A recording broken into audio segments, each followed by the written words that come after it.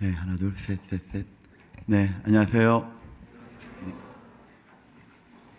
네, 잘 지내셨죠? 네, 좋은 하루죠? 감사하죠? 아침에 오늘 눈을 뜨면서 제일 먼저 무엇을 하셨죠? 네, 기도했습니다. 무슨 기도했을까요?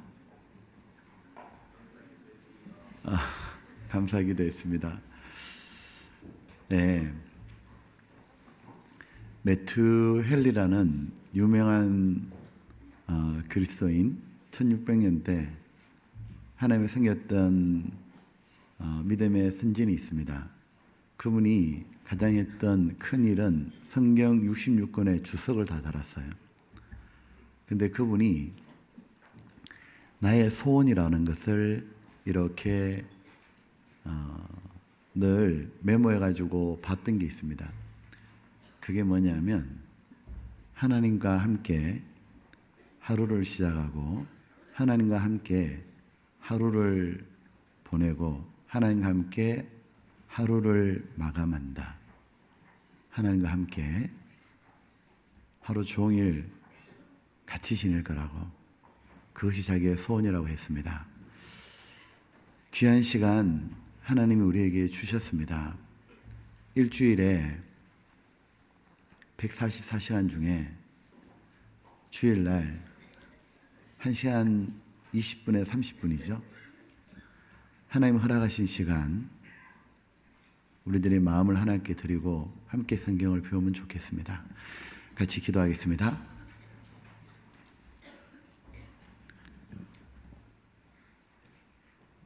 살아계시는 아버지 하나님, 우리를 위해 모든 걸 창조하시고 성경을 주시고 우리를 위해 구원을 베풀어 주신 것을 알고 모든 감사와 찬양 하나님께 돌립니다. 우리를 사랑하시고 우리를 위해 모든 걸 베풀어 주셨거늘 그런 하나님을 알지 못하고 세상이 좋아, 죄가 좋아, 또 우리 자신이 마치 하나님인 것처럼 내 마음대로 생각하고 온갖 죄를 짓고 살던 저희들에게 다가오셔서 성경을 배우게 해주시고 하나님을 알게 해주시고 영원한 속죄하신 것을 깨닫게 해주신 것을 너무 감사를 드립니다. 고마우신 예수님, 하늘의 영광을 버리고 이 땅에 오셔서 십자가의 피를 흘려 우리 죄를 영원히 완전히 씻어주신 것,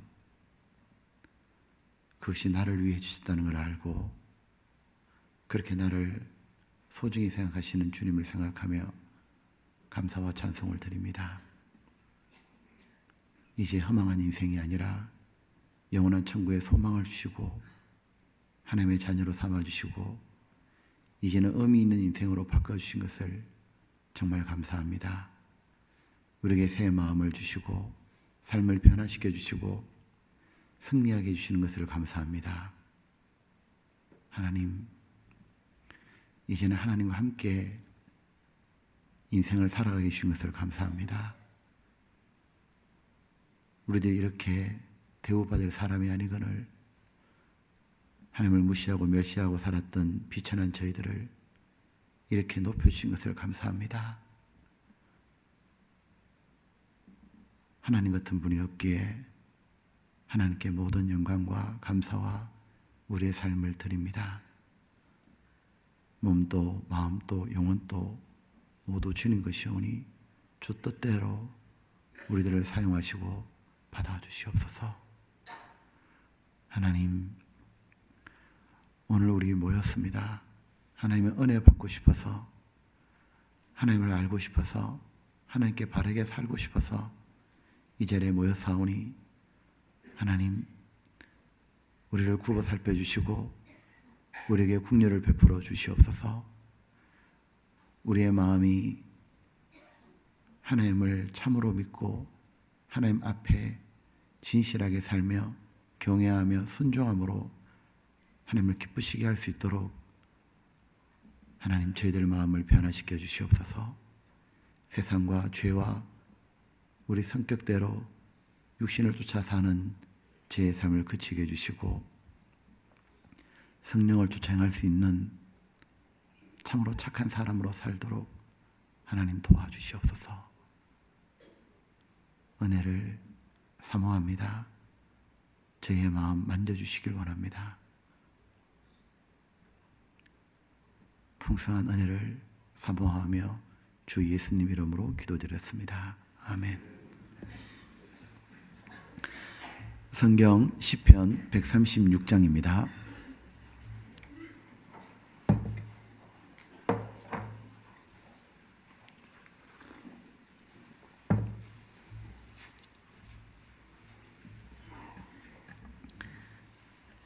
(136장에)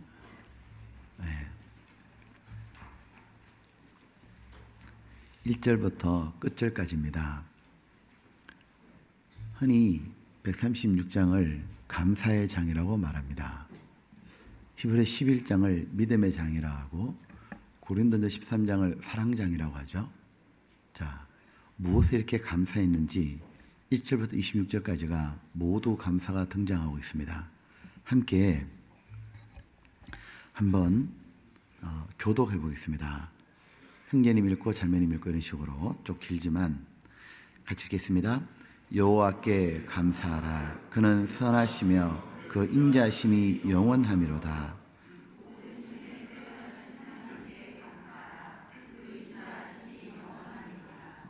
모든 주에 뛰어나신 주께 감사하라. 그 인자심이 영원하미로다.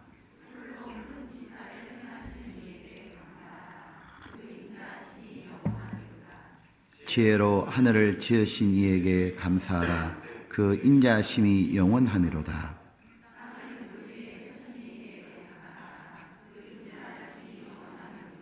큰 빛들을 지으신 이에게 감사하라. 그 인자심이 영원하미로다.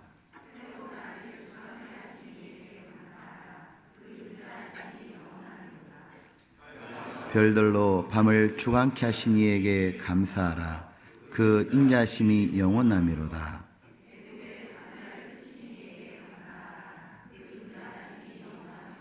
이스라엘을 저희 중에서 인도하여 내신 이에게 감사하라.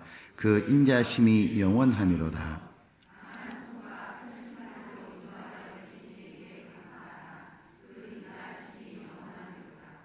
홍해를 가르신 이에게 감사하라. 그 인자심이 영원하미로다.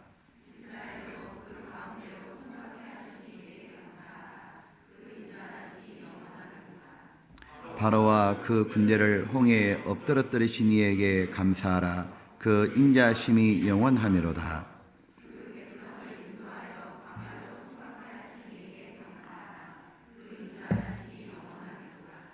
큰 왕들을 치신 이에게 감사하라. 그 인자심이 영원하미로다.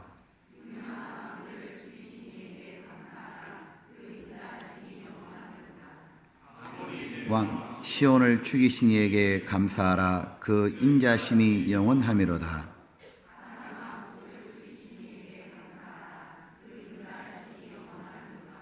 저희의 땅을 기업으로 주신 이에게 감사하라. 그 인자심이 영원하미로다.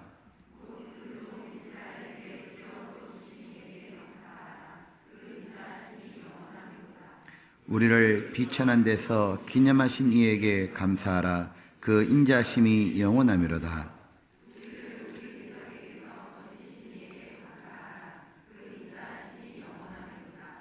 모든 육체에게 같이 읽겠습니다. 하늘의 하나님께 감사하라. 그 인자심이 영원하미로다. 오늘은 감사라는 제목의 네 번째 말씀을 들어보려고 합니다. 지금 읽었던 본문 시편 136장에는 26번의 감사가 나오고 있습니다. 1절도 감사하고 마지막 절도 하나님께 감사로 마치고 있습니다. 주님 안에 있는 인생이 이와 같다 할 수가 있습니다. 구원받는 그날부터 감사해서 주님 앞에 가는 날까지 감사하게 됩니다. 우리가 감사로 시작해서 감사로 끝나는 인생이 된다면 얼마나 좋겠습니까? 하루도 일어나서 감사로 시작하고 잠들기 전에 감사하며 잠들면 얼마나 좋겠습니까? 하루뿐 아니라 일주일도 그렇게 보내고 한 달도 그렇게 보내고 그렇게 평생을 보낸다면 그 마음이 얼마나 좋겠습니까? 하나님은 또한 얼마나 기뻐하시겠습니까? 보면 이 시편의 기자가 그렇게 했다는 거죠. 감사로 시작해서 감사로 끝났습니다.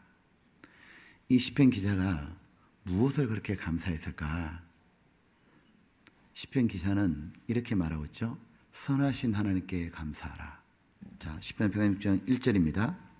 136장 1절에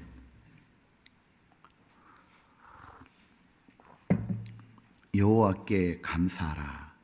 그는 선하시며 그 인자하심이 영원하미로다. 이 기자가 하나님께 받은 것이 있으니까 하나님께 감사하라고, 하나님이 얼마나 선하시고 자기에게 얼마나 큰 은혜를 베풀었는지 그 자기를 향한 그 은혜가 인자하심이 영원하기 때문에 하나님 같은 분이 없노라고, 그리고 마지막을 하늘의 하나님께 감사하라고. 왜냐하면 땅에는 그런 분이 없기 때문입니다. 보면 이 136장 읽어보게 되면 이 감사장에 세세한 내용은 다음에 자세히 하기로 하고, 크게 보면 8가지의 감사로 표현할 수 있습니다. 보면 2절부터 해서는 이래 됩니다. 2절부터 9절까지는 바로 이 만물을 지어주신 하나님께 감사하라고 이야기하고 있고, 10절부터 해서 12절까지는 애굽에서 이스라엘을 건져주신 것처럼 우리를 구원해 주신 하나님께 감사하라고 되어 있고, 13절부터 해서 15절까지는 이스라엘을 홍해를 건너게 하고 바로를 빠뜨려 죽이신 하나님께 감사하라. 그 이스라엘은 한 명의 구원받은 사람과 똑같다 그랬죠. 즉 우리에게 성령을 주시고 새 마음을 주신 하나님께 감사하라 뜻이고, 16절부터 16절은 우리를 훈련하고 연단시킨 하나님께 감사하라는 얘기고, 17절부터 해서 20절까지는 승리케 하신 하나님께 감사하라는 겁니다. 그리고 21절, 22절에게는 이스라엘에게 기업으로 가나안 땅을 주신 것처럼 우리에게 천국을 유산으로 주신 것을 감사하라는 겁니다.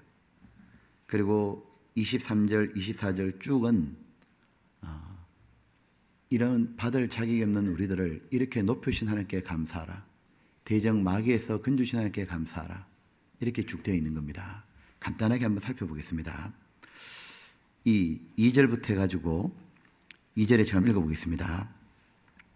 모든 신에 뛰어나신 하나님께 감사하라. 그 인자심이 영원하미로다. 모든 주에 뛰어나신 주께 감사하라. 그 인자심이 영원하미로다. 홀로 큰 기사를 행하신 이에게 감사하라. 그 인자심이 영원하미로다.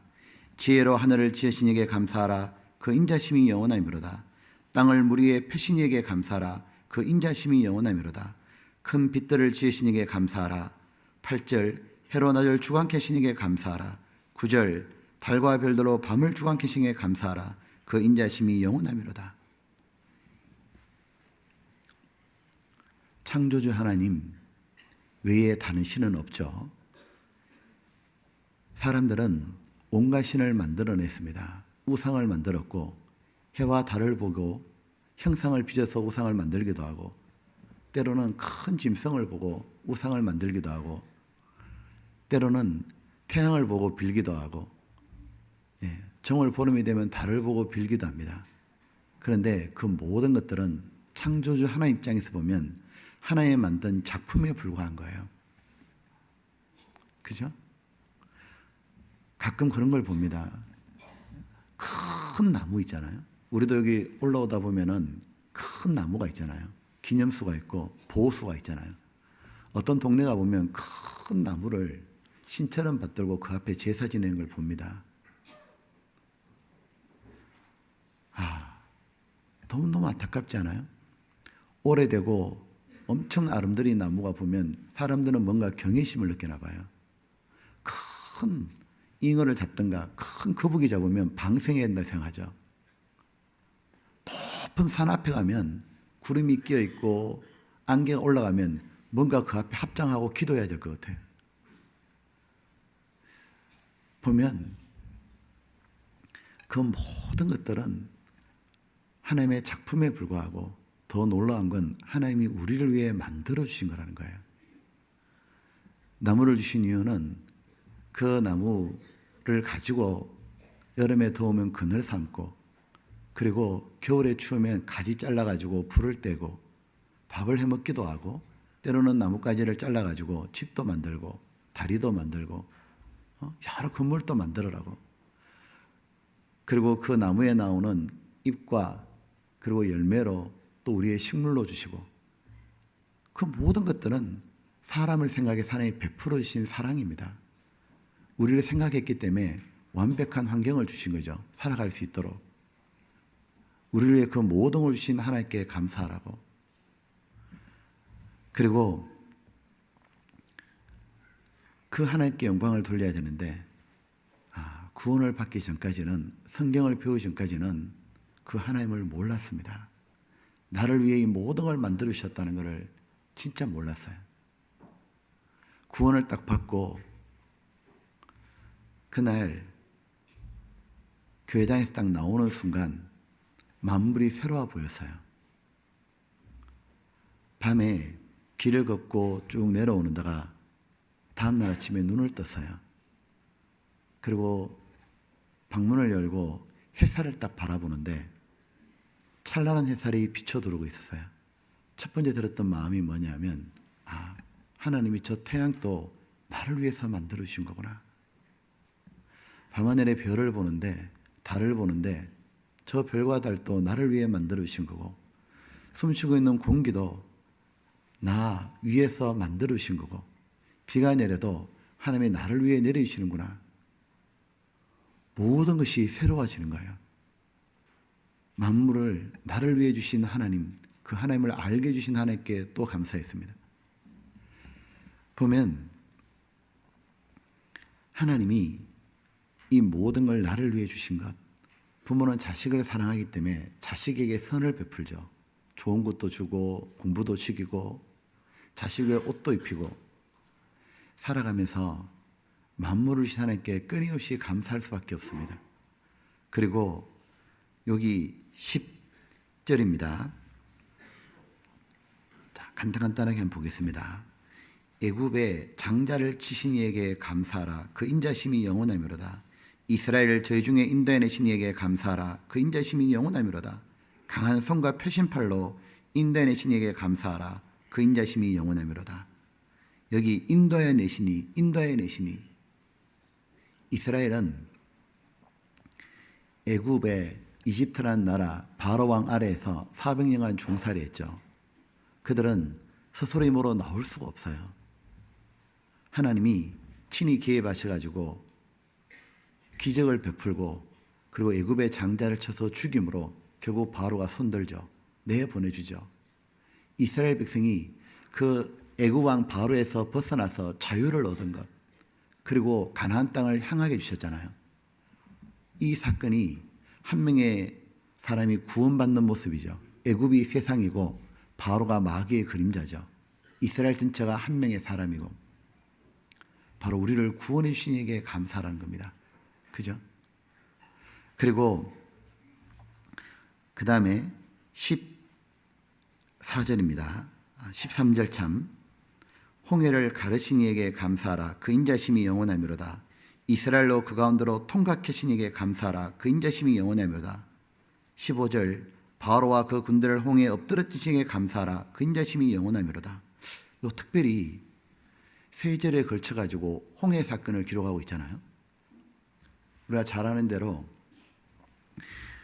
하나님이 이스라엘 백성을 이끌고 홍해 앞으로 끌고 가셨죠.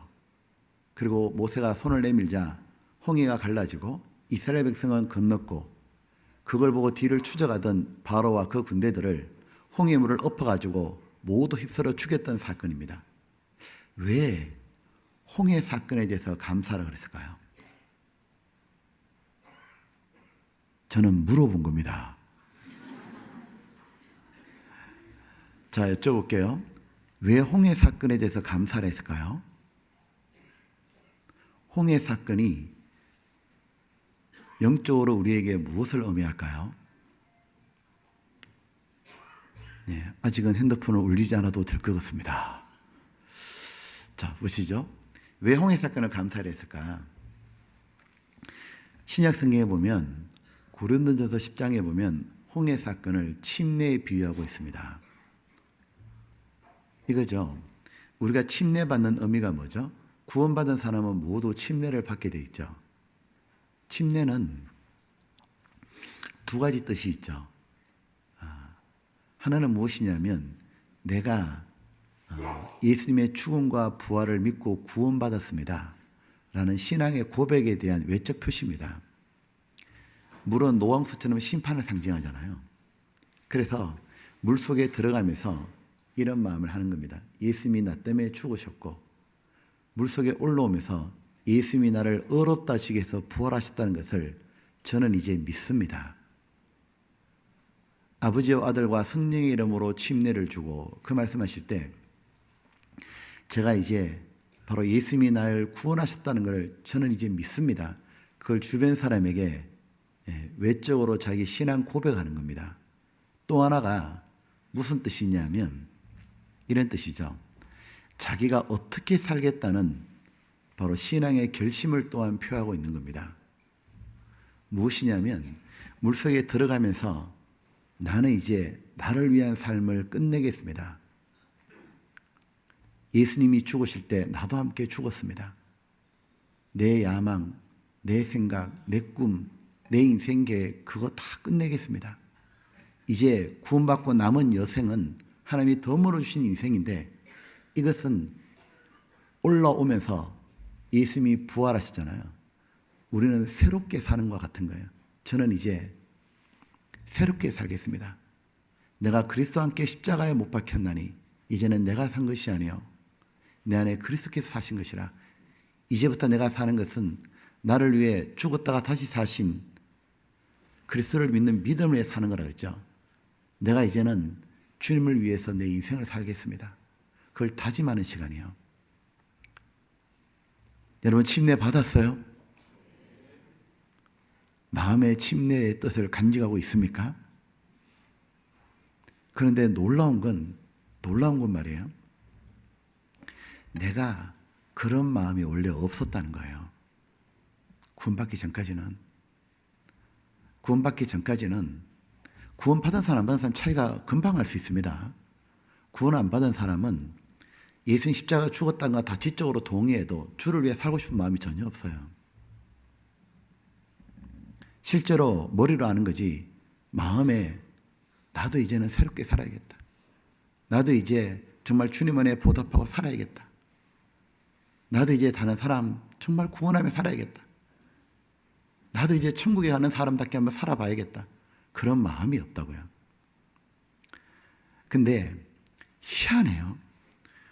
구원받으면 그 마음이 들어와요. 새 마음이 들어와요. 그것이 바로 성령의 소욕인 거예요. 이것을 애굽의 바로 왕을 홍해에 빠뜨려 죽이는 거하고 비교하고 있는 거예요. 이가 똑같아요. 이스라엘 백성들은 애굽에서 벗어날 수가 없었고 바로에게서 벗어날 수가 없었어요. 힘이 너무 센 거예요. 우리도 마찬가지예요. 우리도 세상에서 벗어날 수가 없고, 우리가 마귀에서 벗어날 수가 없고, 우리가 죄에서 벗어날 수가 없어요. 우리는 세상이 너무 좋고 죄 짓는 게 너무 재밌고, 그리고 마귀의 이끄는 대로 끌려가 살았던 거예요. 근데 더 이상 그렇게 살지 않으려면 어떻게 해야 돼요? 애굽에 나와야 되고 바로가 죽어야 돼요. 하나님은 어떻게 했냐? 홍해를 딱 갈라가지고 바로를 죽여버린 거예요. 그리고 홍해를 다시 건너가지 못하도록 우리를 만들어준 거예요. 즉 우리 마음속에 홍해를 갈라버린 거예요. 우리는 구원받기 전에는 이런 새 마음이 없었습니다. 근데 구원을 딱 받고 나니까 주님에 대한 사랑하는 마음도 생기고 다른 영혼이 불쌍하기도 하고 하나님 앞에 바르게 살고 싶은 거룩한 마음도 생기고 은혜를 보다 보신 마음도 생기고 보면 정말 성경을 더 알고 싶고 이것은 원래 내한테 없는 거예요. 바로 은혜의 성령이 오셨기 때문에 은혜를 보다 보고 싶고 진리의 성령이 오셨기 때문에 진리를 알고 싶고 진리를 따라 살고 싶고 거룩한 성령이 오셨기 때문에 거룩하게 살고 싶고 사랑의 성령이 오셨기 때문에 나도 주님을 사랑하고 형제자매를 사랑하고 이웃에게 주님의 사랑을 전하고 싶은 사랑이 들어온 거예요. 하늘의 성령, 하늘의 영이시기 때문에 땅이 전부인 줄 알고 부귀영화 꿈꾸고 남들로 좀 더 가져야만 행복할 줄 알고 그렇게 아둥바둥 살던 내가 이제는 다 지나가는구나 이거. 내가 천국에 가는구나. 하늘 소망이 생긴 것은 바로 성령이 오셨기 때문에 그래요. 우리는 구원받고 난 다음에 이렇게 살 사람들이 아닙니다. 하나님이 말씀하신 대로 내가 새 마음과 새 영을 너에게 주어 내 율례를 행하게 하리라. 에스겔에서 있는 그 내용대로 성령이 오시기 때문에 새 마음이 오신 거예요. 그걸 가지고 홍해를 가르신 이에게 감사하라고. 내 마음을 쫙 갈라주신 분 바로를 죽이신 이에게 감사하라고 그렇게 표현하고 있는 겁니다. 그리고 이래 돼 있죠. 여기 보면 16절입니다. 그 백성을 인도하여 광야로 통각해 신 이에게 감사하라. 그 인자심이 영원하미로다. 광야를 통과하고 난 다음에 결과가 무슨 일이 벌어졌냐? 17절부터 20절까지가 벌어졌습니다. 광야를 통과하면서 광야 끝자락에 어떤 일이 벌어졌냐면 큰 왕들을 치신 이에게 감사하며 18절 유명한 왕들을 죽이신 이에게 감사하라. 그 왕이 누구냐? 19절에 아모리 왕 시온이고 20절에 바산 왕 옥입니다. 그리고 결과가 뭐냐? 21절 저희의 땅을 그들이 차지했던 땅을 기업으로 주신 이에게 감사하라. 그 인자심이 영원하미로다. 이런 내용이죠. 이스라엘 백성들은 애굽에서 나왔고 홍해를 넘어왔지만 그러나 그들은 가나안 땅을 차지해야 되는데 가나안 땅을 차지하기 전까지 이스라엘 백성은 한마디로 말하면 모두 노예들입니다. 거지 근성을 가지고 있는 거예요. 왜냐하면 바로 밑에서 바로에게 잘 보여가지고 죽도록 바로가 시키는 것 노동하고 나면 하루 끝마칠 때 바로가 주는 일당을 먹고 살아가는 존재들이에요. 부추, 파, 마늘, 고기 주면 좋아가지고 먹고 다음날 또 죽도록 일해야 돼요. 그리고 전부 노예입니다. 바로 종들이에요. 거지 근성만 꽉 차 있는 거예요. 이들이 가나안 땅을 어떻게 정복하냐고요. 가나안 땅에 고대 최고의 용사들이 있는 가나안 7족속을 전쟁에서 이기고 가나안 땅을 차지해야 되는데 어떻게 차지하냐고.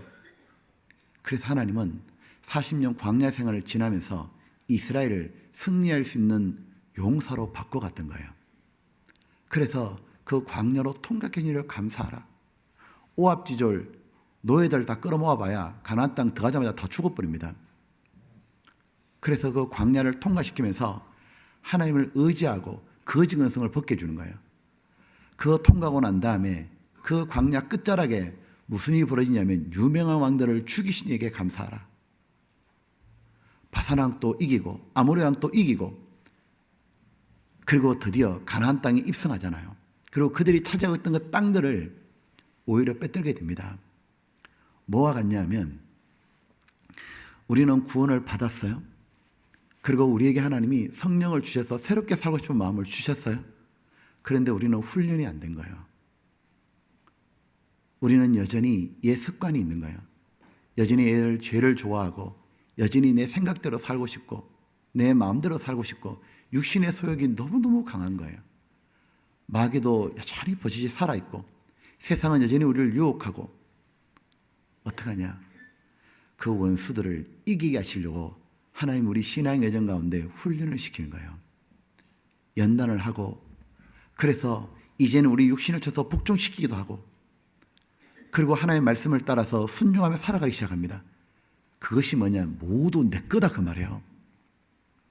이제 구원받고 난 다음에 하나님의 말씀 뜻대로 살아가는 그 모든 것들은 이제 모두 내 땅이 되는 거예요. 내 것이 되는 거예요. 바로에게 뺏겼던 내 인생을 다 찾는 거예요. 마귀에게 뺏겼던 내 인생을 모두 찾는 겁니다. 이제는 육체를 쳐서 복종시켜서 이 길을 다투는 자마다 절제하나니, 사람들은 석을 면류관을 얻고자 하되 우리는 석지 않을 영원한 면류관을 얻고자 함이라. 그래서 모든 일에 절제하고 육신을 쳐서 복종시켜가면서 하나님의 말씀에 순종하는 가운데 우리는 우리의 영원한 상급을 쌓고 있는 거예요. 그렇게 우리를 바꿔주신 하나님께 감사하라. 우리의 인생을 변화시킨 분에게 감사하라. 그렇게 말하고 있는 거예요. 평생을 하나님이 우리에게 영원한 영광을 얻는 사람으로 만들어 가려고 계속 다함이 없는 사랑을 베풀어주고 있다는 거 아시죠? 오늘 또 말씀을 듣게 하시고 여러모로 훈련시키시고, 그래서 조금씩 하나님 말씀이 정말 맞구나, 하나님 말씀대로 살려고 하고 순종할 마음도 주시고 힘도 주시고 순종하는 가운데 이제 이것은 영원한 내 거요. 그리스도에게 속한 소자 하나에게도 냉수한 거로 던진 것도 상을 잃지 않는다 그랬잖아요. 내가 주님 앞에 정말 바르게 산 것, 교회 온 것, 기도한 것, 전달로 시대해 본 것, 헌금한 것, 말을 바르게 한 것, 행동을 고친 것, 그 모든 게 상으로 다 남는 거예요. 그건 진짜 내 거예요. 내 소유는 이것이니 주의 말씀을 지킨 것이니다. 의미 없는 인생으로 살다 끝날 뻔했어요. 죽도록 고생해봐야 죽을 때 남는 거 뭐 있어요? 헛되고 헛되니, 헛되고 헛되니 모든 것이 헛되도다. 기업을, 대기업을 일구었던, 한 나라를 다스렸던, 통치했던 왕이든 죽을 때 뭔 소용이냐고. 허망하다야, 허무하다야, 다 꿈이었다. 근데 구원받은 사람, 비록 세상에서 알려지지 않았지만 남들이 몰라줘도 죽을 때 마음에 이게 들어와요. 하나님 진짜 감사합니다. 왜? 하나님 안에서 살았던 것, 그거 이제 다 내 거예요. 허무하지가 않다고. 그렇게 하나님이 나를 변화시켜 주신 것, 영원히 내 것으로 만들어 주신 것, 그거 감사하라고.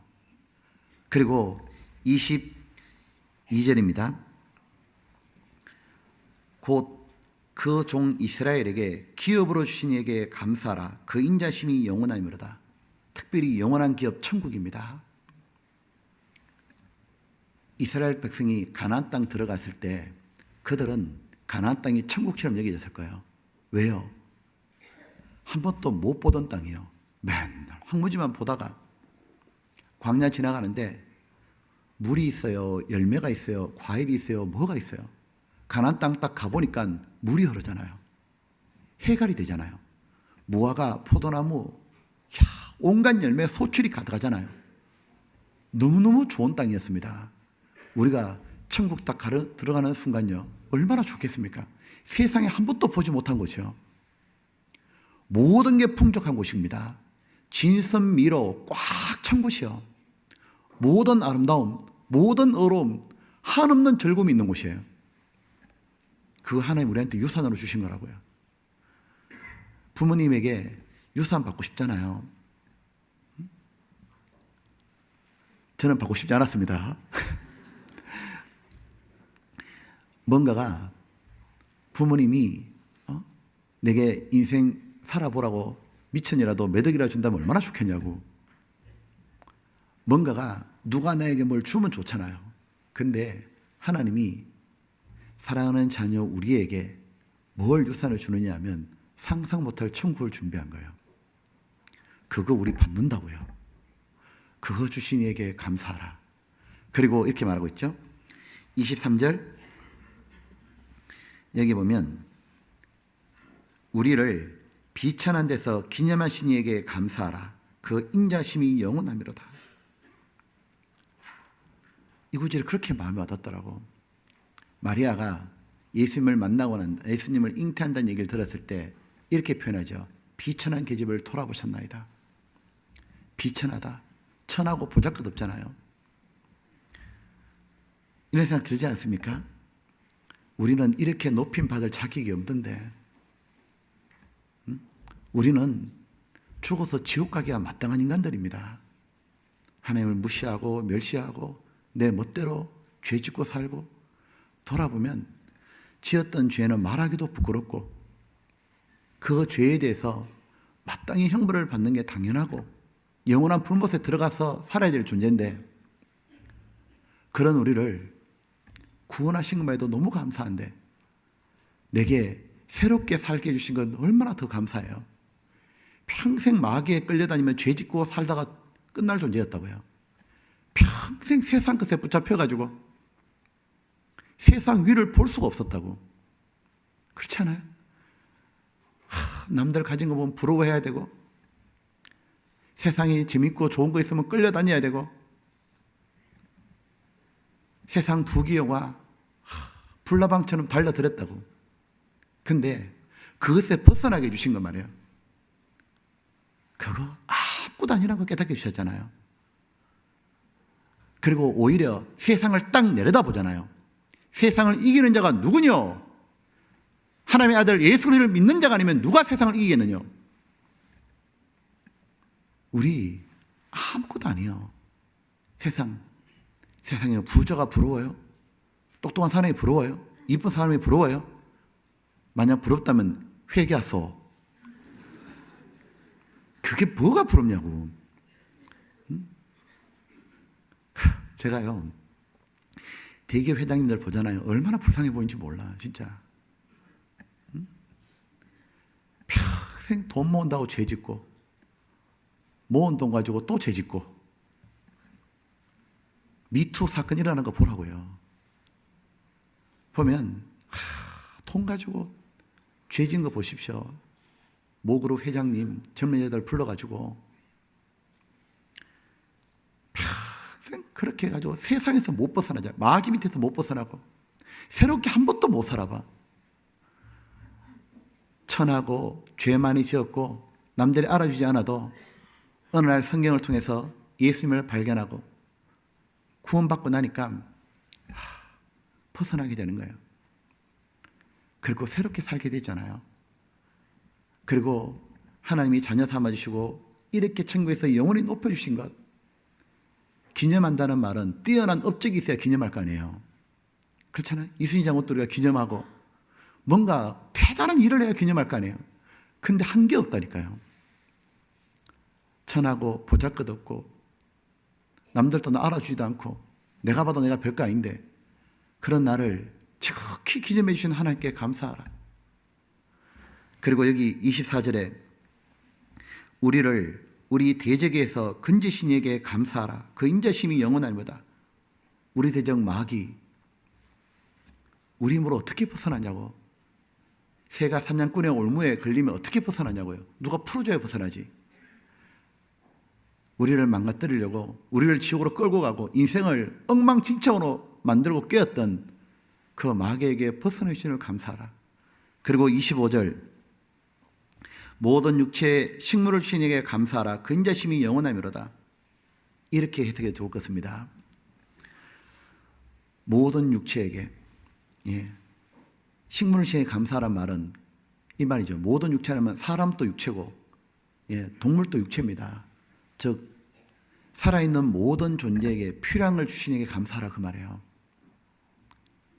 생각해 보니까 하나님 내 필요한 걸 모든 걸 다 주신 분인 거예요. 내 육체를 만드시고 난 다음에 육체가 살아가는 데 필요한 것, 햇빛, 공기, 물 뿐만 아니라 내 주변의 사람들, 친구들 모든 것 다 주셨고 내 영혼이 구원받는데도 다 주셨습니다. 예수님을 보내주셨고 성경을 주셨고 성령을 주셔서 깨닫게 해주시고 구원받고 난 다음에 생각해 보는 겁니다. 천국 가는 것도 먼저 내 영혼이 천국 가는데 필요한 것 죄사함을 주셨습니다. 구원받고 난 다음에 신앙생활에 필요한 거 다 주시는 거예요. 교회를 만들어주시고 교회에 거하게 해주시고 말씀을 듣게 해주시고 새롭게 살 수 있는 마음도 주시고 신의 성품에 참여하게 해주시고 신기한 능력으로 경건하게 살 수 있도록 모든 걸 다 주신 거예요. 먹고 사는 것뿐만 아니라 영혼에 필요한 것도 다 주셨습니다. 하나님이 내 필요한 걸 다 주시는데, 그런데 이런 마음도 드는 겁니다. 나는 진짜 그거 받을 자격 없는데 내가 무엇이라고 이 모든 걸 다 주셨을까? 하나님께 감사하라. 그러니까 26절에 이런 마음이 나오는 거예요. 하늘에 하나님께 감사하라. 그 인자심이 영원하니 뭐라다. 왜 하늘에 하나님이라 그랬냐? 땅에는 그런 사람이 없는 거예요. 땅에는 나를 그렇게 아껴주고 나를 그렇게 기념해주고 내 필요한 걸 모든 걸 채워주고 나를 구원하고 보호하고 양육해 주는 분이 없는 겁니다.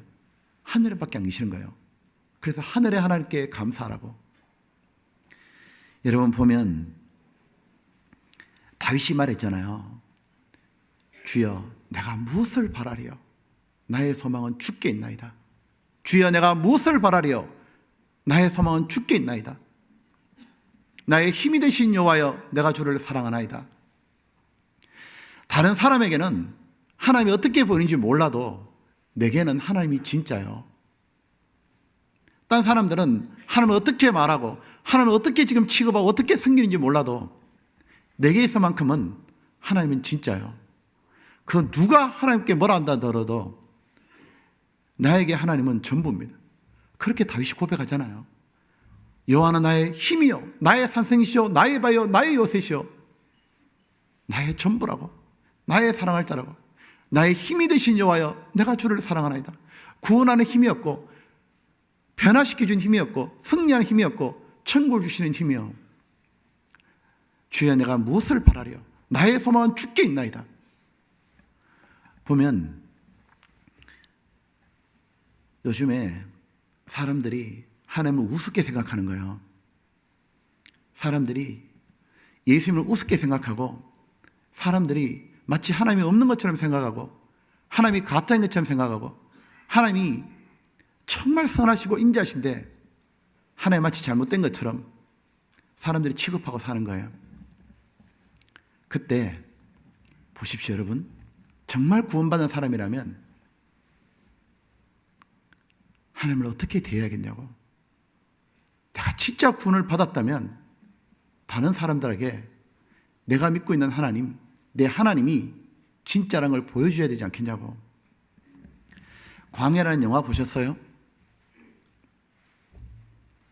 좀 봐요. 왜 봐야 되느냐면 두 가지 때문이에요. 그 주인공이 유승윤 형제님이 구원받은 우리 형제님이에요. 서울교회 지금 집사님이 있죠. 그리고 또 봐야 되는 이유는 공짜요. 지금은. 그런데 제가 그 광야를 기회가 돼서 보게 됐는데 구원을 받고 나서 좀 신앙이 좀 조금 자라고 나니까 만물 속에도 하나님을 볼 수 있다는 말이 좀 이해가 돼요. 영화 속에도 좋은 영화 같은 데는 하나님의 교훈을 얻게 되는 것 같아요. 그 광야에서 여러분 어떤 장면이 기억에 남아요? 저는 마지막 장면이에요. 거기에 보면 광야 스토리가 어떤 건지 아시죠? 이 왕이 암살을 당할까 봐 이 왕이 이 못된 놈이요. 주인공 연기자 이름은 이병헌입니다.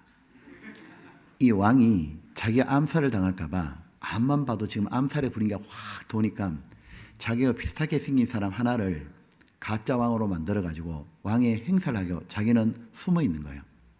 그리고 암살자를 잡아내고 난 다음에 다시 왕위에 복귀한다. 그런 스토리입니다. 가짜 왕이 된 이제 닮았다는 이유로 천민이었지만 왕이 되어봤습니다. 근데 이 왕이 너무도 멋지게 통치하는 거예요. 진짜 왕은 탁상복론이나 하고 백성 생각도 못하고 자기 배나 채우고 탐관 오래와 같아요. 근데 가짜로 된 왕은 어떻게 하느냐면 정말 백성을 사랑하고 가난한 자, 눌린 자 헤아릴 줄 아는 거예요. 그리고 오히려 탕간오리를 숙청해 나가고 탕병책을 쓰고 그들에게 잘 살게 만들어주려고 노력하는 거예요. 그리고 백성들을 아껴요. 그러던 어느 날 영화 스토리도 제가 얘기해 주래요. 어느 날 이 왕이 아무리 가짜 왕이 진짜 행세한다 해서 그 티가 안 나겠냐고. 특히 최측근의 사람들은 알아차릴 수 있잖아요. 누구냐면 도부장이라는 분이 있었습니다. 그는 오늘날 치자면 경호실장이에요. 앞만 봐도 왕이 좀 이상해.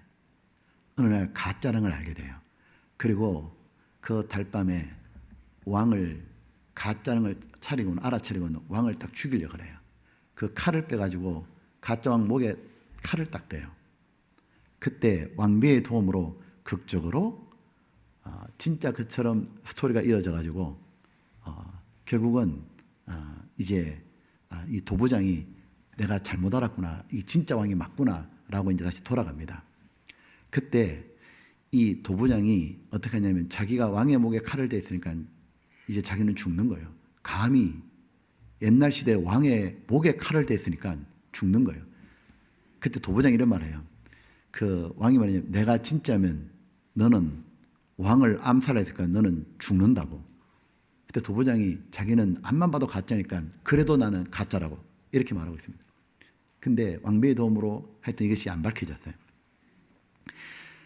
그리고 이 도부장이 죽으려고 하니까 그 가짜 왕이 도부장에 딱 다가와서 당장 칼로 빼서 목을 쳐버리는 게 아니라 어떻게 하냐면 갑자기 막 꾸짖어요.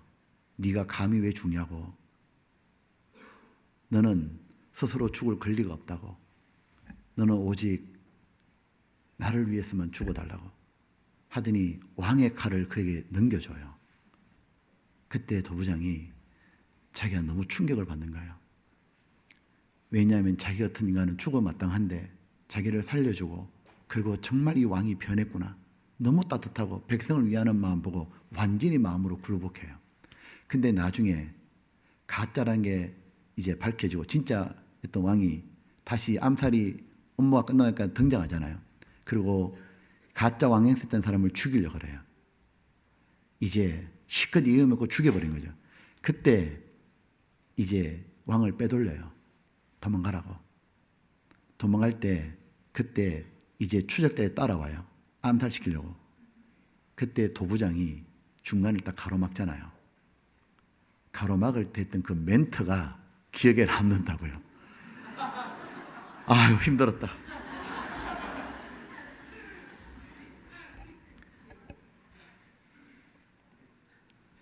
자, 시간이 없는 관계로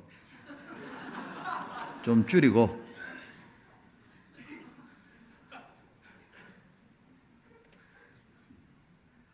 보십시오.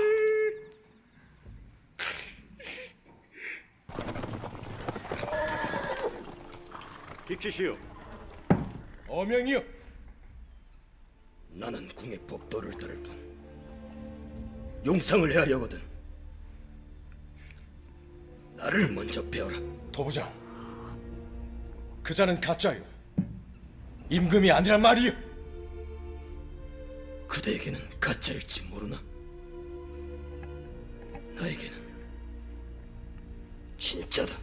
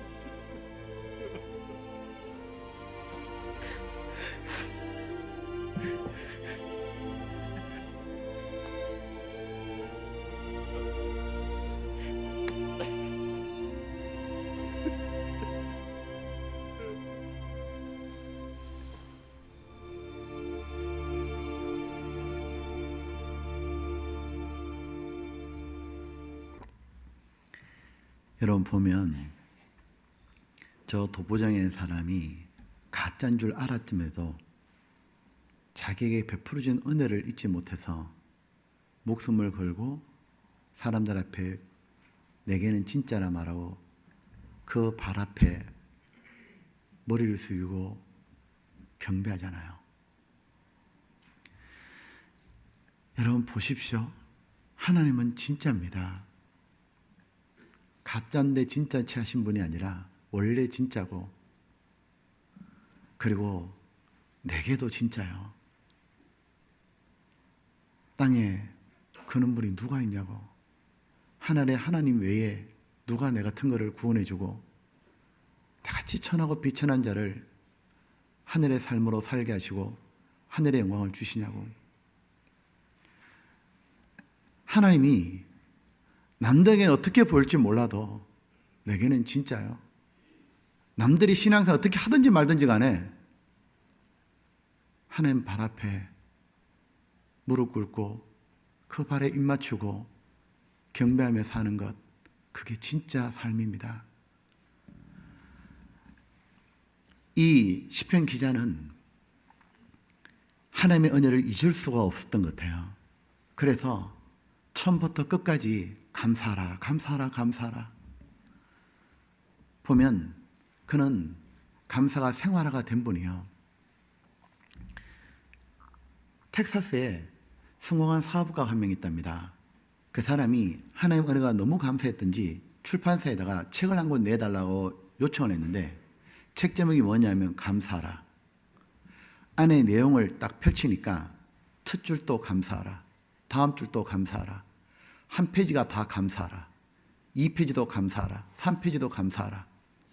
그렇게 해서 감사하라 몇 번 기록되냐? 100만 번 기록되어 있는 책인 거예요. 그거를 출판해 달라는 거예요. 100만 번 감사하라. 그 내용이 그것밖에 없어요. 보면 100만 번 감사하라. 그 말은 무한히 감사하다 그 말이죠. 우리가 100만 번 감사하려 그러면 평생 감사하는 거고, 하루에 100번 감사해도 30년 동안 감사하면 100만 번쯤 됩니다. 보면 우리도 시편 130장의 기자처럼 하나님의 은혜를 잊지 않고 언제나 감사할 수 있으면 얼마나 좋겠습니까? 하나님이 얼마나 좋아하시겠습니까? 여러분 이거 아시죠? 감사도 하면 습관이 되고 불평도 하면 계속 원망하고 불평하는 그것도 습관이 된다는 것. 이런 예화가 있더라고요. 불평촌이 있고 감사촌, 불평마을과 감사마을이 있었습니다. 불평마을 사람들은 봄부터 겨울까지 사계절 내내 무엇을 만나든지 어떤 일이든 간에 불평만 쏟아냈습니다. 봄이 되면 황사가 생기니까 먼지 때문에 못 살겠다고 불평하고, 여름이 되면은 너무 덥고 모기가 많다고 불평하고, 가을이 되면은 낙엽이 너무 많이 져가지고 청소하기 힘들다고 불평하고, 겨울이 되면 눈이 많이 오고 춥다고 불평했습니다. 그리고 심지어 자기에게 무슨 좋은 일이 생겨도 감사하는 것이 아니라 요거 끝나고 나면 또 안 좋은 일이 올 거야. 그래서 의심하고 염려해서 지금의 은혜를 감사치 못하고 오히려 불평하며 언제나 불평의 인생을 살았어요. 그러나 감사마을의 사람들은 무엇이든지 감사했습니다. 범사에 감사했습니다. 봄이 되면 꽃향기를 감사하고, 여름이 되면은 내가 시원하게 놀 수 있다는 것, 해수욕 할 수 있다는 것에 감사하고, 그리고 시원한 그늘에 감사했습니다. 가을이 되면 탐스러운 열매를 주심을 감사하고, 겨울이 되면 하얀 눈꽃에 감사했습니다. 이 감사마을 사람들은 보면 어떤 일에도 감사했고, 심지어 자기에게 시련이 닥쳐도 더 좋은 걸 주시려고 하나님이 지금 내게 어려운 걸 주시는 거야, 이것은 좋은 것 받는 것의 과정인 거야 하고 감사했습니다. 어느 날 불평의 마음의 사람들이, 불평마을 사람들이 감사마을에 놀러 왔습니다. 와가지고는 하루 종일 감사마을 사람들이 감사합니다, 감사합니다, 이웃끼리도 혼자 있으면서도 감사합니다, 계속 감사하다는 말을 듣다 보니까 불평마을 사람들도 자기도 모르게 덩달아서 감사합니다, 감사합니다 따라했습니다. 그러다가 밤에 저녁이 되어 집에 돌아왔어요. 불평마을에 돌아오더니 자기 가족들을 만나자마자 뭐라 했냐면 이래 말했습니다.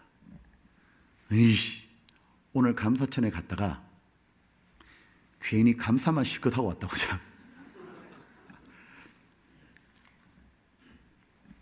무엇이냐면 불평을 하고 원망하잖아요. 맨날 입에 불평과 원망의 말이 나온다 그 말이에요. 이스라엘 백성이 그랬잖아요. 민수기 11장에서 불평이 시작되었다가 12장에 불평이 정폭되다가 13장에 폭발해버리죠. 가나안 땅 원망하잖아요. 그리고 광야에다 엎드려 죽어버립니다. 보면 불평하고 원망만 반복하다가 결국 뭐냐 하면 불행한 인생으로 끝났다고요. 우리는 구원받지 않은 사람이 아니라 구원받은 사람은 정말 좋은 사람들입니다. 세상에서 제일 좋고 착한 사람이 누구라 생각해요? 구원받은 사람이에요. 그들보다 좋은 분들이 없어요. 바탕이 정말 좋은 거예요. 왜? 주님이 들어와 계시고 성경을 알고 있고 하나님을 아는 자들이에요. 그리고 범사에 감사할 수 있는 마음을 가진 사람들이에요. 구원받은 것만으로 감사하고 천국 주실 것 생각해도 감사하고 그리고 이 땅에 안 좋은 일이 있어도 주님 모든 걸 합력하여 선을 이루시고 이것은 더 좋은 걸 주시는 과정인 거야 하고 감사할 수 있는 사람이에요. 근데 정말 좋은 형제 자매님들인데 자 중요한 거 말씀드리겠습니다. 진짜 좋은 분들인데 습관이 잘못 형성되어 가지고 툭 하면 계속 불평하고 원망하고 짜증내는 거예요. 그러면 그런 분이 아닌데 그런 분으로 비치잖아요. 그리고 그런 것들 때문에 주변 사람에게 전달려 해도 저분을 통해서는 감사하고 행복한 게 안 보이잖아요. 나도 예수 믿으면 저렇게 될까? 그게 안 되잖아요. 그래서 그 좋은 분들이기 때문에 우리는 경건의 일을 연습하라. 그 말씀처럼 우리는 감사를 연습하고 훈련하고 반복했으면 좋겠습니다. 시편 130장의 기자가 감사하라, 감사하라, 감사하라 그랬던 것처럼 저희들도 정말 이 감사하는 것이 우리에게 딱 잡히면 좋겠어요. 그래서 제가 감사 설교 지금 4번째잖아요. 기어코 감사하며 살아보자 싶어서 오늘은 남은 시간 동안 구체적으로 감사할 수 있는 방법을 생각해 보게 됩니다. 우리들은 모두 손을 들어 보시죠. 손가락이 몇 개입니까? 이때 4개. 그러는 분 있으면 돌봐주십시오. 자, 옆에 보시죠. 우리는 손가락이 5개고 손입니다. 항상 만지는 것, 항상 사용하는 것, 항상 보는 건 손이죠. 손을 가지고 범사에 감사하는 훈련을 해보려고 합니다. 말과 행동에. 자, 보시죠. 손입니다. 5가지 감사와 마지막 6번째를 말씀드리겠습니다. 마지막 6번째는 손바닥 감사입니다. 자, 먼저 엄지손가락에 감사가 있습니다. 그죠? 보면 엄지손가락의 감사는 이렇게 생각해 봤습니다. 이건 그냥 제가 생각해 본 거예요. 잊지 않으려고. 엄지는 뭐든지 말할 때 최고를 가리킵니다. 그죠? 그래서 우리에게 최고로 감사할 건 뭐냐면 역시 구원받은 겁니다. 그죠? 무엇으로 바꿀 수 없죠. 구원. 어떤 분들 구원을 그렇게 왜 강조하냐고. 어떤 분들 심지어 구원판이 이렇게 오해하는 분도 있잖아요.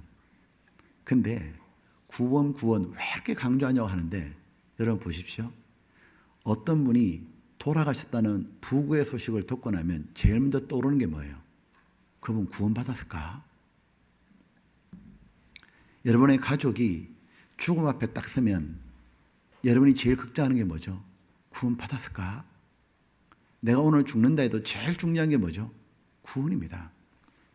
그렇기 때문에 구원이 가장 크게 감사한 거예요. 그래서 내가 좋아하는 사람들, 가족들에게 제일 주고 싶은 선물이 뭐냐고. 누가 묻는다면 구원받게 해주는 거라 대답하잖아요. 내가 부모님께 정말 잘 못했는데 구원만큼은 꼭 해드리고 싶다고. 자식에게도 내가 구원은 꼭 전해주고 싶다고. 보면 시작이 없으면 아무것도 없는 것처럼 우리는 구원이 없었다면 오늘의 나도 없고 미래의 나도 없는 거예요. 우리는 진짜 구원받은 걸 감사할 뿐만 아니라 우리가 지금 구원의 역사를 보고 있다는 것도 감사해야 됩니다. 지금 우리 교회에서 하나님이 계속 새로운 영혼이 태어나도록 구원받는 분의 간증, 전국에 해외까지 말도 안 통하는 몽골 사람, 미얀마 사람, 멕시코 사람, 필리핀 사람, 아프리카 사람 대화도 안 되는데 통역시켜서 딱 들어보잖아요. 구원받은 간증하는데 똑같이 하는 거예요. 삶이 변하는 간증 똑같아요. 우리는 지금 너무도 놀라운 역사를 보고 있는 거예요. 초자연적인 역사입니다. 신령한 역사, 하나님의 역사가 바로 구원의 역사입니다. 그걸 계속 본다는 게 얼마나 감사한 거냐고. 그 구원의 역사를 볼 때마다 세상을 향해 둔해졌던 우리 마음들이 일깨워지는 거예요. 그렇구나. 무엇을 하면 살아야겠다 내가. 항상 제일 먼저 감사할 건 구원받은 걸 감사한 거예요. 그죠? 그래서 언제나 우리가 감사할 때 구원받은 걸 감사해야 하죠. 그리고 두 번째 감사가 금지손가락입니다. 그죠? 자, 금지는 주로 뭐냐면 생각해 보니까 이거 가지고 뭐 하냐니까 주로 젓가락질 합니다. 그리고 이렇게 가르치곤 하죠. 그래서 이렇게 생각해 봤습니다. 두 번째 손가락을 같이 읽어보시죠. 감사 이렇게 읽어야죠. 자, 여러분 식사할 때 기도하십니까? 당연히 하나님께 기도하는 겁니다. 그죠? 어떤 분들은 구원받기 전에는 어떤 남편이 그러잖아요. 밥 먹을 때 구원받은 아내가 하나님께 기도하니까 남편이 밥상을 엎으면서 난리지겠다잖아요. 내가 돈 다 벌어줬는데 내한테 감사 기도해야지 배에도 안 하나님께 감사하냐고. 무식해서 그런 거죠. 어떤 미식가 왕이 있었답니다. 이 왕은 항상 하고 싶은 게 뭐냐면 아주 맛있는 별미를 먹고 싶어 했대요. 어느 날 궁정의 요리사가 별미를 딱 만들어 대접했는데 왕이 먹고 막 감탄하는 거예요. 내가 지금까지 먹어본 것 중에 최고로 맛있는 음식이었다고. 그 요리사를 불러라고. 내가 상을 줘야겠다고. 요리사 왔다고 왔는데 내가 이제 상을 주려고 한다고. 어떻게 그렇게 맛있게 만드냐고. 요리사가 폐하, 그 상은 제가 받을 것이 아닙니다. 사실 저는 똑같은 요리를 했는데 오늘 그 재료가 너무 신선했습니다.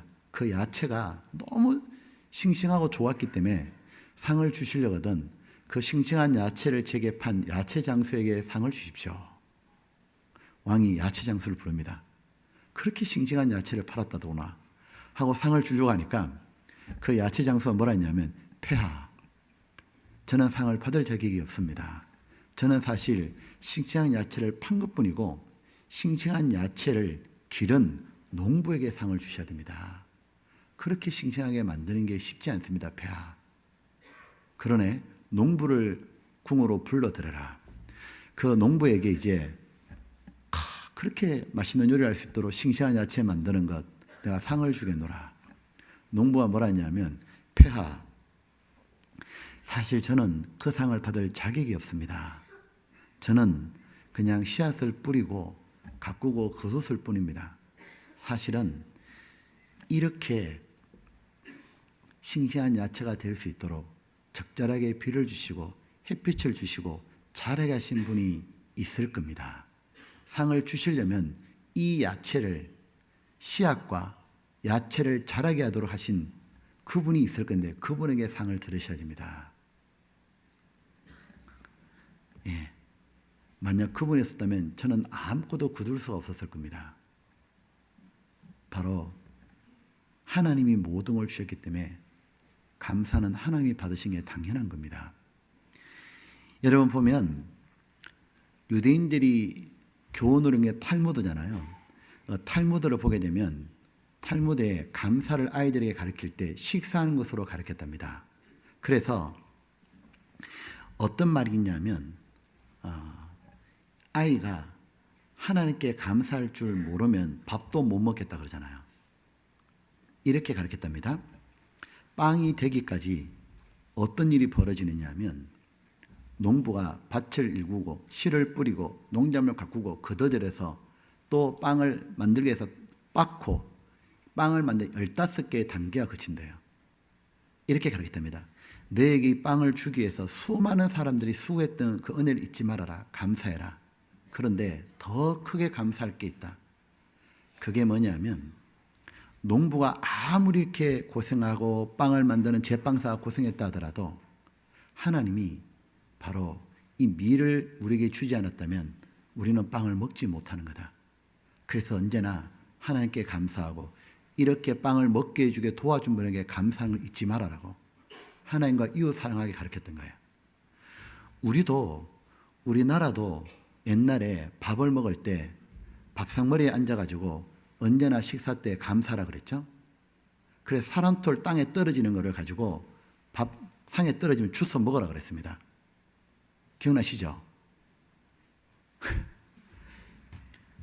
여러분 보면 그 밥을 가리킬 때 살미자 쓰잖아요. 이렇게요. 요게 보면 8팔에 88이라는 뜻인 거 아시죠? 즉 이 한 톨에 살이 4개 오기 위해 가지고는 88번의 단계를 거친다 말하는 거예요. 그래서 식사할 때 우리들이 하나님께 감사하고 이 식사를 도와주신 분에게 감사하는 게 당연한 겁니다. 자, 그런데 한 가지 알 게 있습니다. 어떤 학자가 보고했는데 뭐라고 보고했냐면 실제로 수학의 결실을 맺는데 천년 혜택, 그는 그냥 하나님 믿지 않으니까 자연의 혜택이 96%고 농부의 수고가 4%라고 얘기했습니다. 농부의 수고를 가소평가하는 게 아니라 천년 혜택, 하나님의 도움이 없다면 결실이 절대 안 된다는 뜻이죠. 실제로 농사를 지을 때 거두려 그러면 4가지가 필수입니다. 땅이 있어야 되고 씨앗이 있어야 되고 햇빛이 되고 비가 내려야 됩니다. 그건 전부 다 하나님이 주시는 거예요. 그래서 식사 기도할 때 마땅히 내가 하나님께 감사 기도하고 내가 돈 벌고 내가 수고했지만 이 모든 것을 할 수 있도록 도와주신 하나님께 감사하고 영광을 돌리는 겁니다. 뿐만 아니라 우리들은 시간이 없지만 만물을 보면서 하나님께 감사하십시오. 가르치면서 말입니다.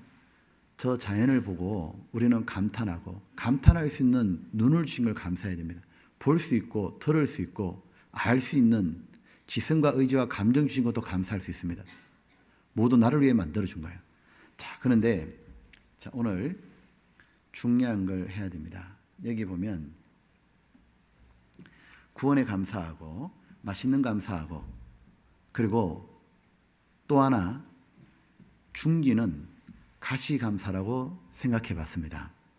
왜 그러냐면 손이 중에서 오므렸다가 펼치면 제일 위로 돋아나는 것이 중지입니다. 즉 이런 겁니다. 구원받은 우리는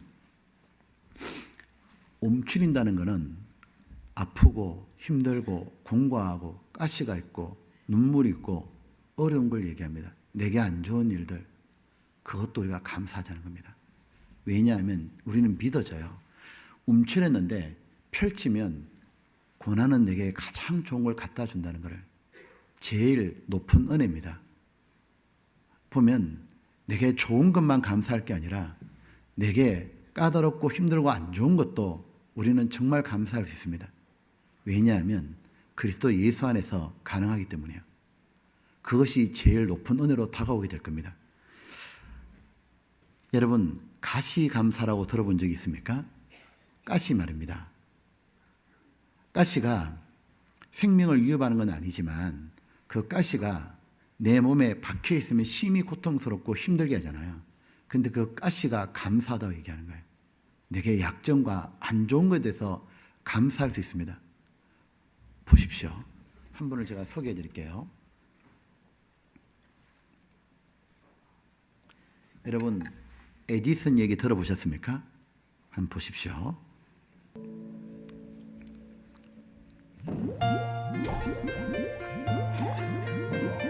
2000여 개의 발명품을 만들어낸 발명왕 에디슨은 어렸을 때 전응아 취급을 받았습니다. 에디슨은 다니는 학교에서 쫓겨나기까지 했죠. 설상가상으로 그는 젊은 나이에 청각 장애인이 되었습니다. 하지만 에디슨은 말년의 생을 회고하면서 자신의 부족한 모든 것에 대해 언제나 감사한다고 말했습니다. 그는 연구실에 들어가면 잡음이 들리지 않아 연구에 몰두할 수 있었고 그 덕에 수많은 연구 실적을 올릴 수 있었다고 하면서 귀가 들리지 않게 해주신 하느님께 감사한다고 했습니다. 일본 유명한 기업 마쓰시다 회장도 성공의 이유를 이렇게 밝혔습니다. 나는 하늘의 세 가지 큰 은혜를 입고 태어났는데 그것은 가난한 것, 허약한 것, 못 배운 것입니다. 이 세상의 불행을 모두 갖고 태어나셨는데 오히려 하늘의 은혜라고 하시니 이해할 수 없습니다. 나는 가난 속에서 태어났기 때문에 부지런히 일하지 않고서는 잘 살 수 없다는 진리를 깨달았습니다. 또 허약하게 태어난 덕분에 건강의 소중함도 일찍 깨달아 몸을 아끼고 건강에 힘써 지금 90살이 되었어도 30대의 건강으로 겨울철 냉수마찰을 하고 있지요. 학업은 초등학교 4학년을 중퇴했기 때문에 항상 이 세상 모든 사람을 나의 스승으로 받들어 배우는 데 노력한 덕에 많은 지식과 상식을 얻었습니다. 남들이 보기에는 제 환경이 더없이 불행해 보일지 몰라도 제게는 이 모든 것이 하늘이 준 선물이자 기회입니다. 감사는 자신의 삶을 풍요롭게 만들어줍니다. 불평하고 실패할 것인지 감사히 받아들여 또 다른 감사를 만들어낼 것인지는 우리의 마음먹기에 달려 있습니다.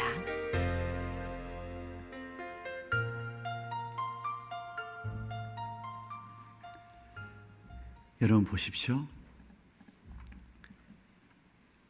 내게 가시 같은 것, 안 좋은 것, 불평할 만한 것, 그것을 하나님이 날 위해 주신 선물이구나.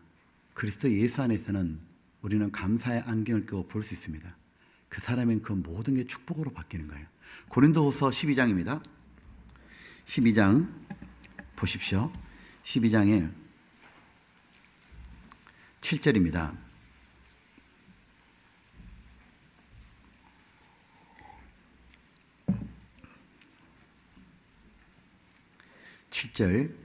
어떤 시각으로 보느냐가 중요한 거예요. 7절에 여러 계시를 받은 것이 지극히 크므로 너무 자고하지 않게 하시려고 내 육체에 가시 곧 사단의 사자를 주셨으니 이는 나를 쳐서 너무 자고하지 않게 하려 하심이라. 8절 이것이 내게 떠나기 위하여 내가 3번 주께 간구하였더니 9절은 같이 읽겠습니다. 내게 이르시기를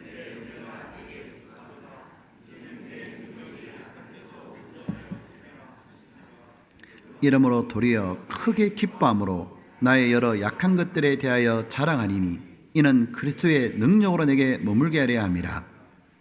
그러므로 내가 그리스도를 위하여 약한 것들과 능력과 궁핍과 핍박과 곤란을 기뻐하노니 이는 내가 약할 그때 곧 강함이니라. 자, 들어보시죠. 신약 성경 14권을 기록한 분이 사도 바울입니다. 바울 사도만큼 하나님에 대해서 많이 알고 하나님에 대해서 앞날에 대해서도 모두 들었고 천국도 갔다 와봤고 정말 신령한 분이었습니다. 그런데 바울에게는 하나님이 주신 깊이 박힌 가시가 있었습니다. 그 가시가 얼마나 힘들었으면 사도 바울이 하나님께 3번이나 기도했다고, 가시를 좀 빼달라고. 바울이 겪었던 가시는 아마 눈에 문제가 있었던 것 같아요. 안질이나 아니면 한쪽 눈이 잘 안 보였거나 아니면 눈이 사람들이 볼 때 좀 뭔가 이상이 있어 보였던지. 그러니까 바울은 이 편지를 보낼 때 신약 성경을 기록할 때도 자기가 직접 기록하지 못하잖아요. 안 보이니까요. 그래서 드디어에게 대표를 하기도 하고, 바울이 보면 마지막 서명할 때는 내가 친필로 크게 적노라, 서명만 본인이 하기도 하고 그런 거 말입니다.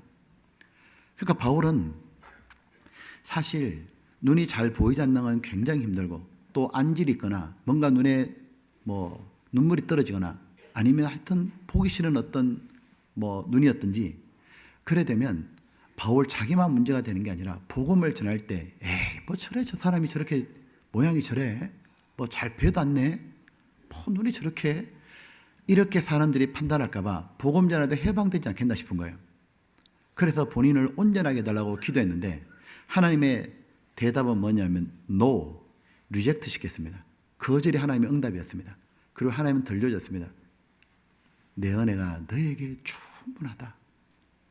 왜냐하면 혹 이 가시를 빼주고 나면 바울은 완벽한 사람처럼 되는 거예요. 모든 면에서 너무 완벽합니다. 바울이 지식이 너무 많잖아요. 성경을 완전히 통달했잖아요. 외우고도 잘하잖아요. 나중에 바울이 스스로 너무 높아질까 봐 하나님이 염려함이라고 낮추려고 그렇게 하시는 거라고.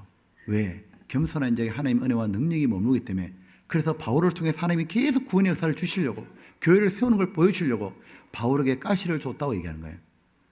바울이 깨닫게 됐죠. 여러분 보십시오.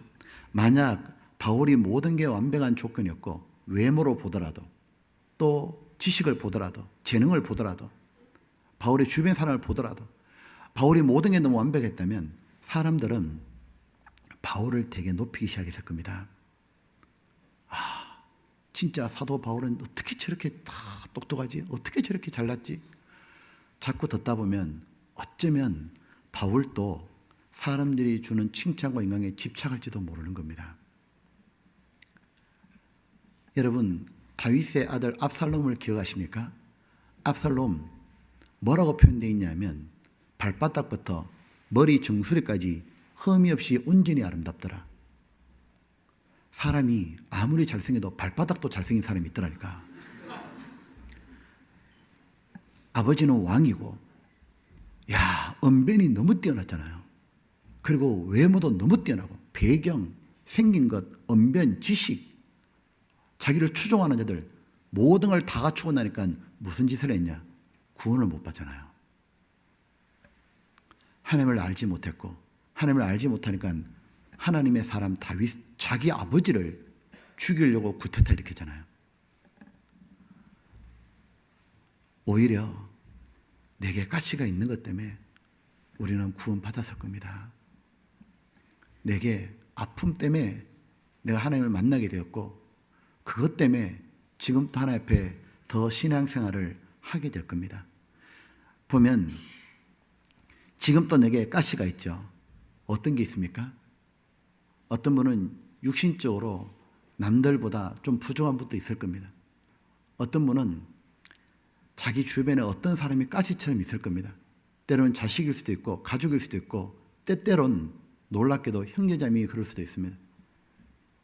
때로는 아직 구원받지 못한 가족들이 자기의 가시가 될 겁니다. 근데 그 모든 것들은 하나님이 숨겨놓은 은혜입니다. 바울에게 가시를 준 거는 뭐냐면 하나님이 숨겨놓은 은혜잖아요. 장미에 가시가 맺히잖아요. 장미는 참 이쁘고 좋은데 가시만 없으면 너무 좋겠죠. 그래 생각했는데 가시가 있어야만 꽃이 이쁘게 필 수 있답니다. 만약 가시가 없다면 벌레들이 다 타올라온답니다. 보면 그래서 가시가 있고 사람들 손도 덜 타는 거라고. 그 가시가 숨겨놓은 은혜였던 거예요. 새가 이런 거 들어봤죠? 새가 달리기를 못하잖아요. 날개가 무거우니까 투덜거리다가 어느 날 새가 갑자기 위로 치솟기 시작하니까 하늘을 날자 땅의 짐승을 피했죠. 그 날개는 거추장스러운 게 아니라 사실 하나님의 숨겨놓은 은혜였던 겁니다. 우리들이 보면 내 주변에 있는 것들을 그걸 가시로 볼 거냐 괴롭는 가시로 볼 거냐 하면 아니면 숨겨놓은 은혜로 볼 거냐에 따라서 완전히 달라지는 겁니다. 야곱을 기억하십니까? 야곱에 있어가지고 외삼촌 라반은 가시 같은 존재였습니다. 외삼촌 라반을 만나고 난 다음에 20년 동안 그에게 속으면서 죽도록 그 나쁜 사람 밑에서 일했습니다. 보면 야곱에 있어 외삼촌 라반은 가시 같은 존재입니다. 그런데 훗날 야곱은 알았을 겁니다. 숨겨놓은 은혜였구나 하나님이. 그 외삼촌 라반 때문에 야곱은 잔머리를 버리고 하나님 의지하는 사람으로 바뀌게 되잖아요. 여러분, 그 야곱의 두 아내를 기억하십니까? 레아와 라헬입니다. 첫째 아내와 둘째 아내입니다. 그런데 잘 아시는 것처럼 라헬은 용모가 예쁘고 아름답다 되어 있는데 레아는 알력이 부족하다고 되어 있습니다. 여러분, 요거 좀 찾아봅시다. 창세기 29장입니다.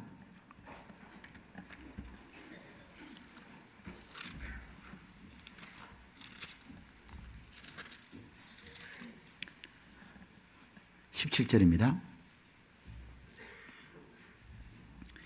17절에 자, 같이 읽어보시죠. 레아는 알력이 부족하고 라헬은 곱고 아리따우니. 야곱이 라헬을 연애함으로. 자, 여기 보면, 자, 저를 보시죠. 똑같은 한 집안에 태어났는데 자매 관계입니다. 레아가 언니죠. 근데 레아는 너무 안타깝게도 알력이 부족하고 라헬은 곱고 아리따우니. 여러분, 먼저 물어보랍니다. 레아가 되고 싶어요? 라헬이 되고 싶어요? 그걸 말이라 합니까? 라헬. 다 이렇게 얘기할 겁니다. 더 들어보시고 판단해 보십시오.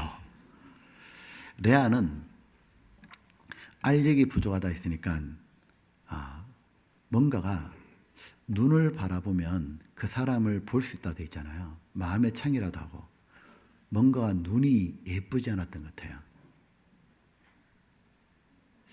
어떤 눈이었을까?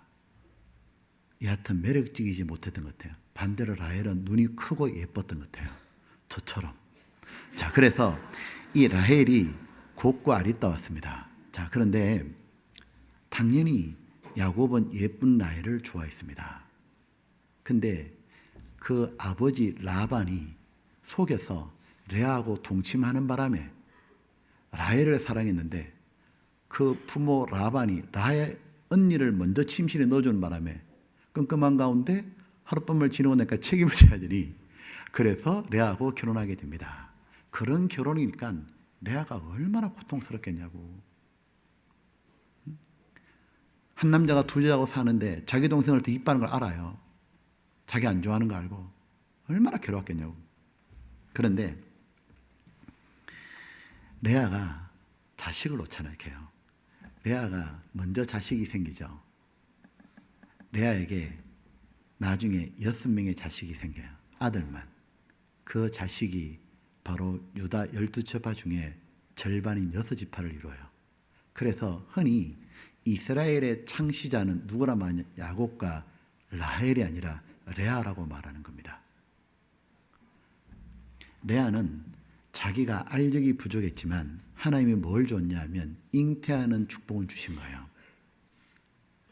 그리고 자기 이름이 더 영원히 불리도록 해주신 거예요. 그런데 레아가 어느 날 자식들을 낳을 때마다 이름을 적어요. 첫 번째 자식은 아들이라, 두 번째 자식은, 세 번째 자식은 이렇게 이름을 쭉 적어요. 세 번째 자식 레위입니다. 레위를 낳았을 때는 연합이라고 이름을 지어요.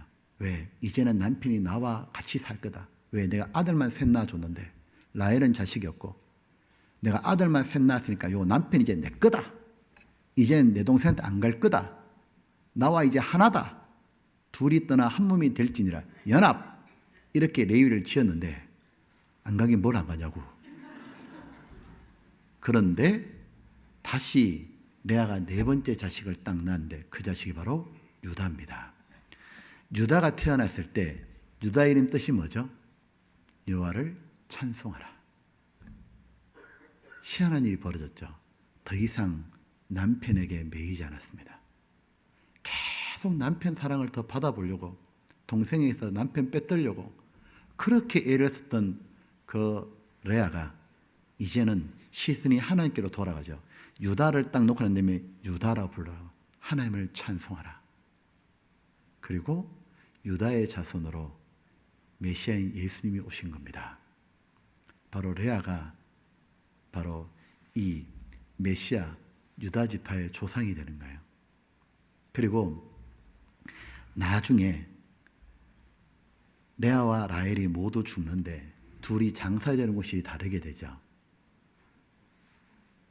아브라함과 이삭과 그리고 아브라함의 아내 사라, 바로 자기 남편 야곱 모두 장사된 곳이 막벨라 굴입니다. 그게 바로 아브라함 전통 집안의 무덤입니다. 거기에 누가 장사되느냐? 라헬이 아니라 레아입니다. 라헬은 이스라엘이 이동하는 가운데 베들레헴에서 자식 베냐민 나타가 죽게 되죠. 거기 묻히지만 정작 조상의 묘실에 들어가는 건 누구냐면 레아였습니다. 바로 하나님이 그렇게 풀어주신 거예요. 레아는 자기가 남들보다 부족한 게 있었지만 불평하고 원망하는 게 아니라 시선을 하나님께로 돌렸고, 그리고 메시아가 자기 후손으로 온다는 걸 알게 되었고 너무너무 축복 속에 들어갔던 겁니다. 여러분 보면 우리는 종종 자기의 단점에 너무 집착하잖아요. 그리고 불평하고 원망하고 투덜거립니다. 나는 학벌이 안 좋고 외모가 어떻고 빽이 없고 집안이 좋지 않고. 잘못된 생각입니다. 하나님 안에서 보면 오히려 그 단점과 약점이 큰 강점으로 바뀌잖아요. 보십시오. 아까 에디슨도 그랬죠. 미쓰비시 회장님도 그랬죠. 이스라엘 총리가 되었던 메이어라는 여사의 자서전도 그렇게 되어 있습니다. 나는 지독히 못생겼기 때문에, 그리고 나는 못났기 때문에 기도하고 열심히 공부했다고. 수상이 되고 난 다음에도 나는 너무 허약했기 때문에 짧은 시간 동안 일을 하고 쉬어야 되기 때문에 집중해놓으라고. 그래서 모든 일을 해낼 수 있었다고. 우리도 그렇지 않습니까? 내가 만약에 집안 형편이 안 좋았다, 그걸 투덜거릴 것이 아니라 하나님께서 형편 안 좋은 거 주신 게 감사합니다. 왜냐하면 그렇기 때문에 저는 여유롭게 대학을 다니는 게 아니라 대학에서 장학생이 돼야 됐습니다. 열심히 공부할 수밖에 없었고 그 바람에 장학생이 되고 나중에 취직하기도 좋아졌고 오히려 형편 안 좋은 게 훨씬 더 감사합니다. 형편이 좋아져가지고 내 먹고 노는 것, 그것이 자기에 뭐가 도움됩니까? 보면 부모님이 구원받지 않았는 것 힘듭니다. 남편이 구원받지 않은 것 힘듭니다. 그러나 순교는 은혜로 바라보십시오. 그랬기 때문에 교회를 떠날 수가 없고, 그렇기 때문에 하나님께 더 기도할 수밖에 없었고, 그렇기 때문에 내가 무너지면 다 무너지는 거니까 나는 신앙을 지킬 수밖에 없었습니다. 나마저 무너져 버리면 우리 가족 누가 구원할 거냐고. 하나님이 순교는 은혜인 겁니다. 보면 내가 스펄전이 했던 기도 이런 게 있습니다. 혹시 여러분 내가 남들보다 못하다고 생각됩니까? 그러면 이렇게 기도하십시오. 하나님, 저에게는 하나님이 저에게 부를 주지 않았습니다. 그러나 하나님, 제가 하나님께 받고 싶은 게 있습니다. 제가 세상에 부하지는 않지만 하나님 나라에 부할 수 있도록 은총이라는 황금을 저에게 주십시오. 하나님, 저는 건강하지가 못합니다. 남들부터 온전한 신체를 가지지 못했지만 하나님 감사합니다. 제 영혼을 건강하게 주셔서, 제가 몸이 건강해서 죄 짓고 다니는 것보다 영혼이 건강해서 어렵게 살 수 있게 해주심을 감사합니다. 하나님, 저는 좋은 남편, 좋은 가정을 없습니다. 그건 하나님 감사합니다. 하나님이 제 남편이 되어주시고 제 아버지가 되어주시고 교회를 제 가족을 주신 걸 감사합니다. 교회 모든 식구를 내 가족처럼 사랑할 수 있어서 감사합니다. 여러분 보면 우리들은 얼마든지 감사할 수 있고 뿐만 아니라 벼랑 끝에 몰려도 감사할 수 있습니다. 여러분이 얘기했지 않습니까? 그 윌리엄 캐리가 벼랑 끝에 몰렸죠. 인도 선교사로 가서 그거 번역했잖아요. 8년 동안 인도말 번역했는데 다 불타버렸잖아요. 강아지 때문에. 그때 하나님, 내가 어떻게 이렇게 할 수 있습니까? 이런 절망을 줄 수 있습니까? 그렇게 말하지 않고 하나님 감사합니다. 제 번역이 부족하니까 다시 해보라고 이렇게 기회 주신 거 압니다. 제게 믿음과 인내와 용기를 주십시오. 그렇게 벼랑 끝에서도 절망적인 상황에도 감사하고 나중에 움츠렸던 것이 중지손가락처럼 솟아났잖아요. 그 번역 때문에 인도말 24개 방언이 더 번역될 수 있었습니다. 여러분, 혹시 여러분 손영원 목사님에 대해 들어본 적 있습니까? 손영원 목사님의 유명한 9가지 기도가 있습니다. 손영원 목사님 아시죠? 나병촌에 가가지고 전도했던 목사님, 자기 아들들이 공산당에 의해서 순교를 당하게 됩니다. 1948년 여수 반란 사건 때, 그때 자기 아들들은 순천 사범학교를 졸업을 앞두고 있어요. 그 당시 사범학교 졸업하면 대단히 똑똑한 거잖아요. 가장 아끼던 맏아들이에요. 그리고 둘째요. 이제 다 키웠거든요. 청년이거든요. 근데 공산당이 와서 빨갱이였죠. 하나님 믿는다 말하자 공산당은 하나님을 아편처럼 생각했죠. 죽였습니다. 그때 손양원 목사님이 아들이 죽었다는 소식을 들었습니다. 주저앉고 울고 절망만 한 것이 아닙니다. 그때 손 목사님이 하나님께 기도를 드렸습니다. 하나님, 뜻이 있어서 제 아들을 먼저 천국으로 부르신 것을 제가 믿습니다. 범사에 감사하겠습니다. 그리고 바로 즉시 뭐였냐면, 하나님, 내 아들을 죽인 사람을 잡혔거든요. 그 암살자를, 그 공산당을 하나님 사형시키지 말고 지켜주십시오. 제가 그 사람 꼭 전도하겠습니다. 내 아들의 생명을 뺏드는 그를 제가 꼭 전도하겠습니다. 하고 뛰어가서 이 미군 사령관의 청원서를 이 손양원 목사님이 낸 거예요. 내 아들을 죽인 자를 용서해달라고. 그리고 복음을 전합니다. 그리고 양자로 삼았잖아요. 그러면서 두 아들의 장례식 때 손양원 목사님은 하나님께 9가지 기도를 드립니다. 그 절망적인 상황에서 이분이 손양원 목사님입니다.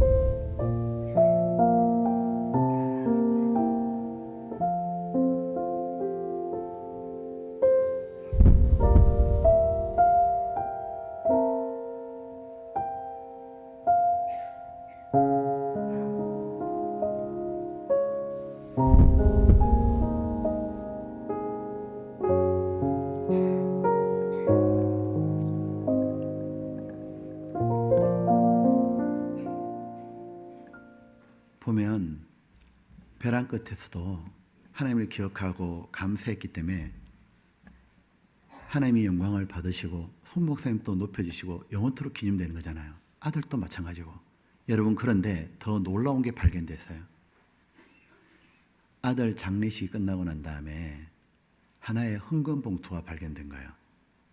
헌금 봉투는 손 목사님이 하나님께 감사헌금을 한 거예요. 장례식을 끝났을 때. 그 봉투가 이겁니다.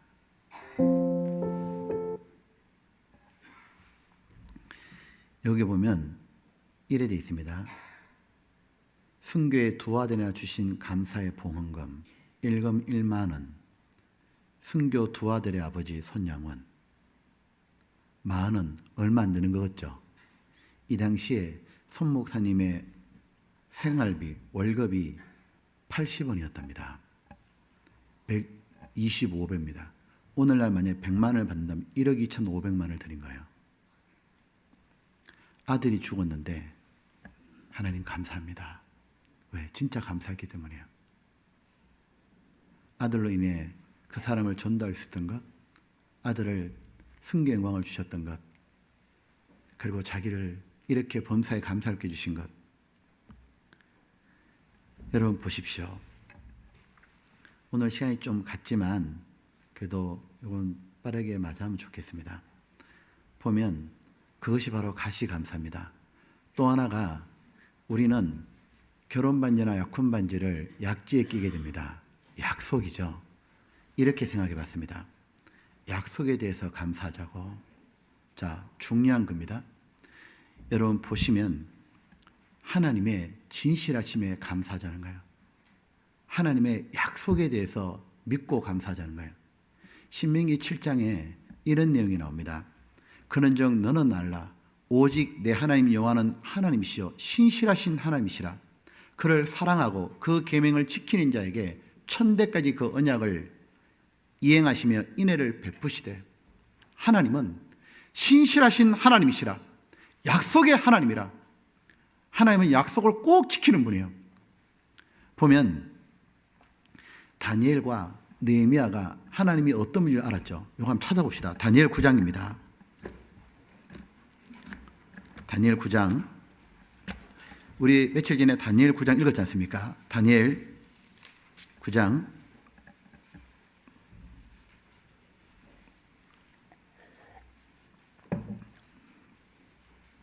3절입니다.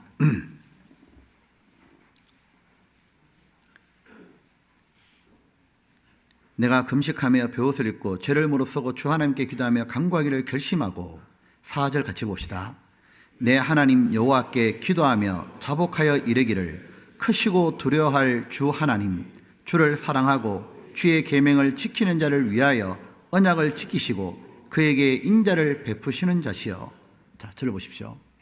다니엘이 어느 날 예레미야 성경을 읽다가 그 다음에 다니엘이 너무너무 충격을 받더니 자기가 결심하고 기도하겠노라. 간절한 마음으로 기도하면서 첫 번째 말이 뭐냐면 크시고 두려워할 하나님. 크시고 두렵다는 말은 하나님을 경외한다 그 말인 거예요.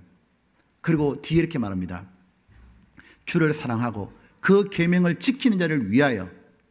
정말 주님을 사랑하고 하나님의 말씀을 지키는 자를 위하여 하나님이 그 언약을 이행하신다는 말대로 똑같이 언약을 지키시고 그에게 인애를 베푸시는 자요. 하나님은 어떤 분인 걸 다니엘이 알았냐면은 하나님은 정말 크시고 살아계시고 두려운 분이고 말씀 그대로 하시는 분이구나. 그걸 다니엘이 성경 보다가 일단 확실히 알았습니다. 뭐냐면 예레미야 성경에 보면 70년 만에 바벨론의 포로 풀려올 거라 그랬는데 자기가 보니까 다니엘은 바벨론에 끌려갔었잖아요. 최강의 왕 느부갓네살 왕이 무너지고 페르시아가 차지하는 걸 봤습니다. 성경대로 정말 되는구나. 나라를 높이고 폐하고 세우고 무너뜨린 게 모두 하나님 손에 있는 거구나. 성경 말씀은 정말 진실하구나. 또 하나 주를 사랑하고 계명을 지키는 자에게는 하나님이 그에게 반드시 언약을 지키고 사랑을 베푼다는 약속은 삶 가운데도 겪어봤습니다. 다니엘이 왕의 진미로 자기를 더럽히지 않기라고 주님을 사랑해서 하나님 계명대로 살려고 결심하자 하나님이 다니엘을 도와주셨고 기업도 뭐냐면 총리되게 만들어줬잖아요. 정말 하나님 계명을 지키는 자에게 하나님이 약속대로 주신다 그 말인 거예요. 보십시오. 우리들은 하나님은 약속을 지키는 걸 알게 되면 우리는 미리 감사하고 뒷북을 치는 게 아니라 앞북을 치는 감사할 수 있습니다. 시편 108장에 보게 되면 다윗이 에돔을 정벌하고 싶은데 하나님이 약속했거든요. 에돔은 네 목욕탕이라 모압은 네 신발을 던지는 곳이라 네가 점령할 거다. 전쟁해보니까 에돔이 안 무너지는 거예요. 왜? 이게 완전 난공불락이었어요. 바위 위에다가 에돔이 성을 지었잖아요. 통로가 이 서너 사람만 지나가는 통로밖에 안 되는 거예요. 그 길목만 지키면은 도저히 10만 대고 나도 못 뚫고 지나가는 거예요. 절벽에 세우니까 안 무너지는 겁니다. 다윗이 뭐라 하냐면 하나님이 어찌하여 우리를 버리셨나이까? 어찌하여 버리셨나이까? 하나님은 분명히 이긴다 했는데 우리가 못 이깁니다. 그때 이 다윗이 하나님 말씀하고 상황이 다르잖아요. 왜 이러십니까 하나님? 이러다가 다윗은 약속의 하나님을 붙잡는 거예요. 환경을 붙잡는 게 아니라 말씀을 붙잡았습니다. 내 마음이 확정되었으니 내가 주께 노래하고 찬양하리다. 내가 새벽을 깨우리로다. 비파야 소마가 깰지어다. 내가 주를 의지하고 용감히 행하리니 무엇이냐면 하나님은 약속하면 지키시는 분이다. 지금 안 무너지는 거지. 지금 안 무너지는 거지. 하나님이 약속하면 하시는 거다. 이거는 마음을 하나님 말씀을 믿는 쪽으로 확정한 거예요. 그리고 자기 속에 찾아왔던 그 불신에 그리고 실망에 낭망의 어둠을 내가 깨우리로다.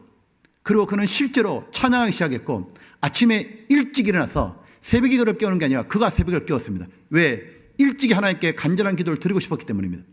내가 새벽을 깨우리로다. 바로 다윗은 앞북 감사를 드리는 거예요. 현실은 그렇지 않지만 미리 감사하는 겁니다. 우리 지난번에 말씀드렸잖아요. 뒷북 치는 인생은 언제나 괴롭다고. 앞북을 쳐야 하나님의 심장에 고동을 울린다고. 그리고 우리가 하나님의 약속을 믿는다면 우리는 정말 그렇게 감사했습니다. 그리고 마지막이 새끼 감사입니다. 발음을 잘해야 되겠습니다. 새끼손가락은 제일 작은 겁니다. 지극히 작은 것에도 감사합시다. 지극히 작은 것. 내 가족이 내 옆에 있는 것, 아이가 건강한 것, 아니면 하루 주신 것, 지극히 작은 것에 누가 내게 따뜻한 말 해준 것. 들어보셨죠? 스펄전 목사님이 여기 보면 작은 것에 감사하자 그 말이에요.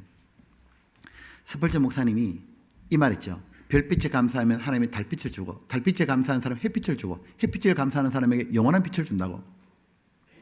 여러분 그 얘기 기억나요? 제가 했던 거? 헨리 포드에게 피아노 한 대 사달라고 시골 여거서가 보내니까 자동차 헨리 포드가 10센트 줬잖아요. $1,000 달라 했는데 10,000원밖에 안 줬거든요. 10센트 받자마자 이 딴 것 탁 버리지 않았죠. 지극히 작은 것에 감사하고 아이들하고 언론에서 땅콩 씨앗을 사가지고 심었잖아요. 땅콩 한 봉지 나중에 헨리 포드에게 보내줬습니다. 10센트 보내준 것으로 이렇게 해서 보내드렸습니다. 감사합니다. 지극히 작은 것에 감사하잖아요. 헨리 포드가 충격받잖아요. 어떡하냐? 예, 나중에는 10센트 10센트가 아니라 헨리 포드가 $10,000를 보내잖아요. 10만 배 수확을 거두게 해주는 거예요. 우리가 하나님께 지극히 작은 것에 감사하면 하나님 큰 거 안 주겠냐고. 그죠? 여러분 보세요. 5가지 감사했습니다. 제가 손바닥 감사해야 되는데 시간이 너무 많이 지나갔어요. 봐봐요. 그래도 하랍니다. 보세요. 마지막에 손바닥을 펼쳤어요. 제가 누가복음 6장에 보게 되면 안식일 날 예수님이 한쪽 손이 오그라든 사람을 만나요. 손이 오그라들었기 때문에 이 사람은 두 손이 자유로워 본 적이 없어요. 예수님이 어떻게 하냐면 네 손을 내밀라고 손이 펼쳐졌어요. 펼친 손이 됐습니다. 얼마나 좋았겠습니까? 처음으로 자유가 생긴 거예요. 근데 예수님의 그의 손을 왜 내밀까 했겠냐고. 이유는 간단합니다. 다시 웅크리지 말아라고. 펼쳐라고.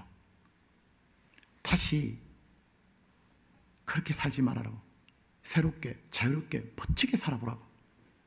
예수님이 우리를 펼쳐줬습니다. 자기밖에 모르던 나를 예수님이 손을 내밀던 사람을 펼쳐준 거예요. 무엇이냐면 이제는 정말 남을 도와줘보라고, 남을 전도해줘보라고, 다른 사람이 한번 살아보라고, 주님 위해 살아보라고, 멋지게 한번 살아보라고. 맨날 자기밖에 모르고 기껏해야 자기 가족이고 온통 그렇게만 웅크리고 살지 말고, 죄로 웅크리고 살지 말고 의롭게 멋지게 한번 살아보라고. 한번 정말 그렇게 한번 멋지게 한번 살아보라고. 다시는 자기를 위해 살지 말고 자기를 구원해 주신 주님과 다른 이웃을 위해서 한번 살아보라고. 정말 멋지게 살아보라고. 손을 하나님께 내밀어 보라고.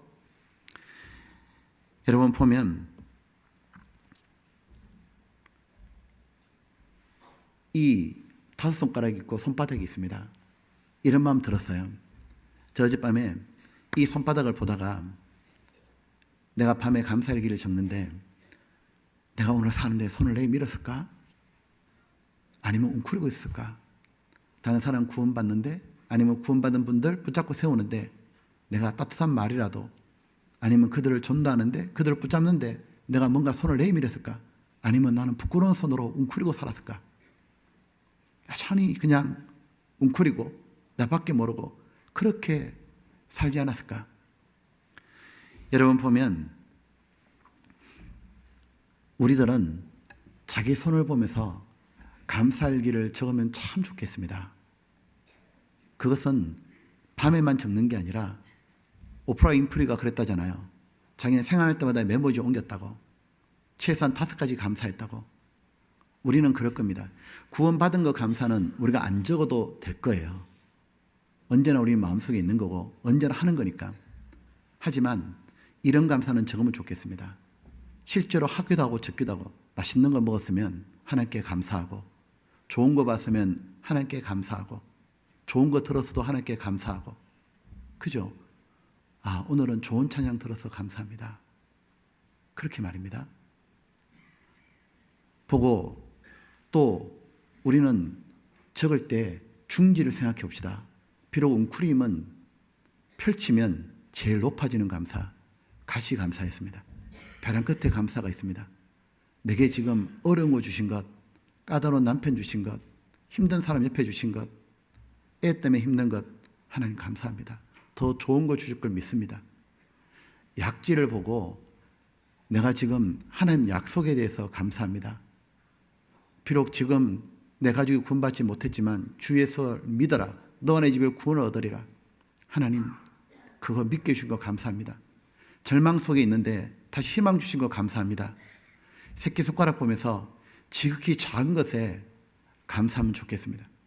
그리고 끝으로 손을 펼쳤습니다. 내가 남들에게 손을 내미는 손인지 아니면 움켜진 손인지 돌아보고 반성하고 그리고 내미는 손이었다면 내민 걸 감사하고 그렇게 하루를 마감하면 정말 좋겠습니다. 그런 감사하는 삶 말입니다. 그것이 여러분 보십시오. 순간순간 감사합니다 말도 하지만 순간순간 딱뿐만 아니라 적어놓고 예를 들면 가족끼리 있다면 가족방을 만들든지 아니면 본인만의 비밀방을 하나의 일기장을 만들든지 적고 해보면 좋겠습니다. 그리고 감사하며 기도하고 하루 마무리하면 좋겠습니다. 범사에 감사하라. 이는 그리스도 안에서 너를 향하신 하나님의 뜻이니라. 같이 기도하겠습니다.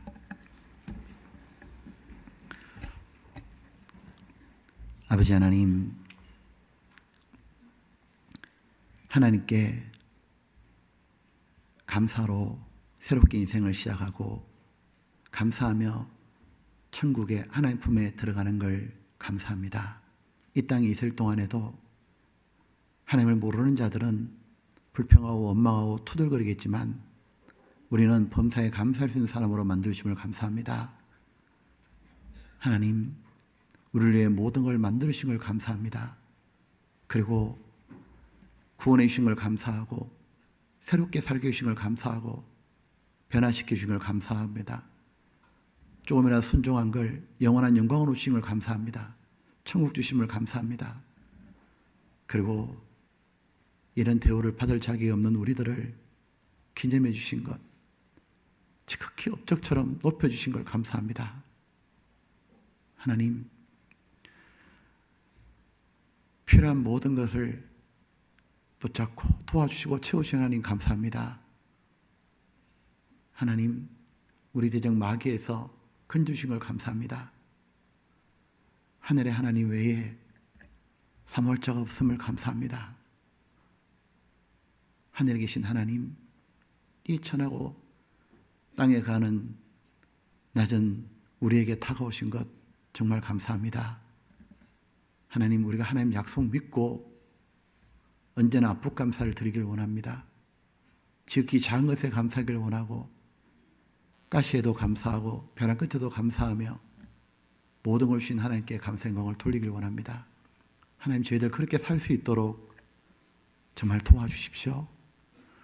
모든 은혜 감사하며 항상 감사하고 긍정적으로 살도록, 그래서 주 예수님을 전가할 수 있도록 도와주시기를 간구합니다. 고마우신 예수님 이름으로 기도드렸습니다. 아멘.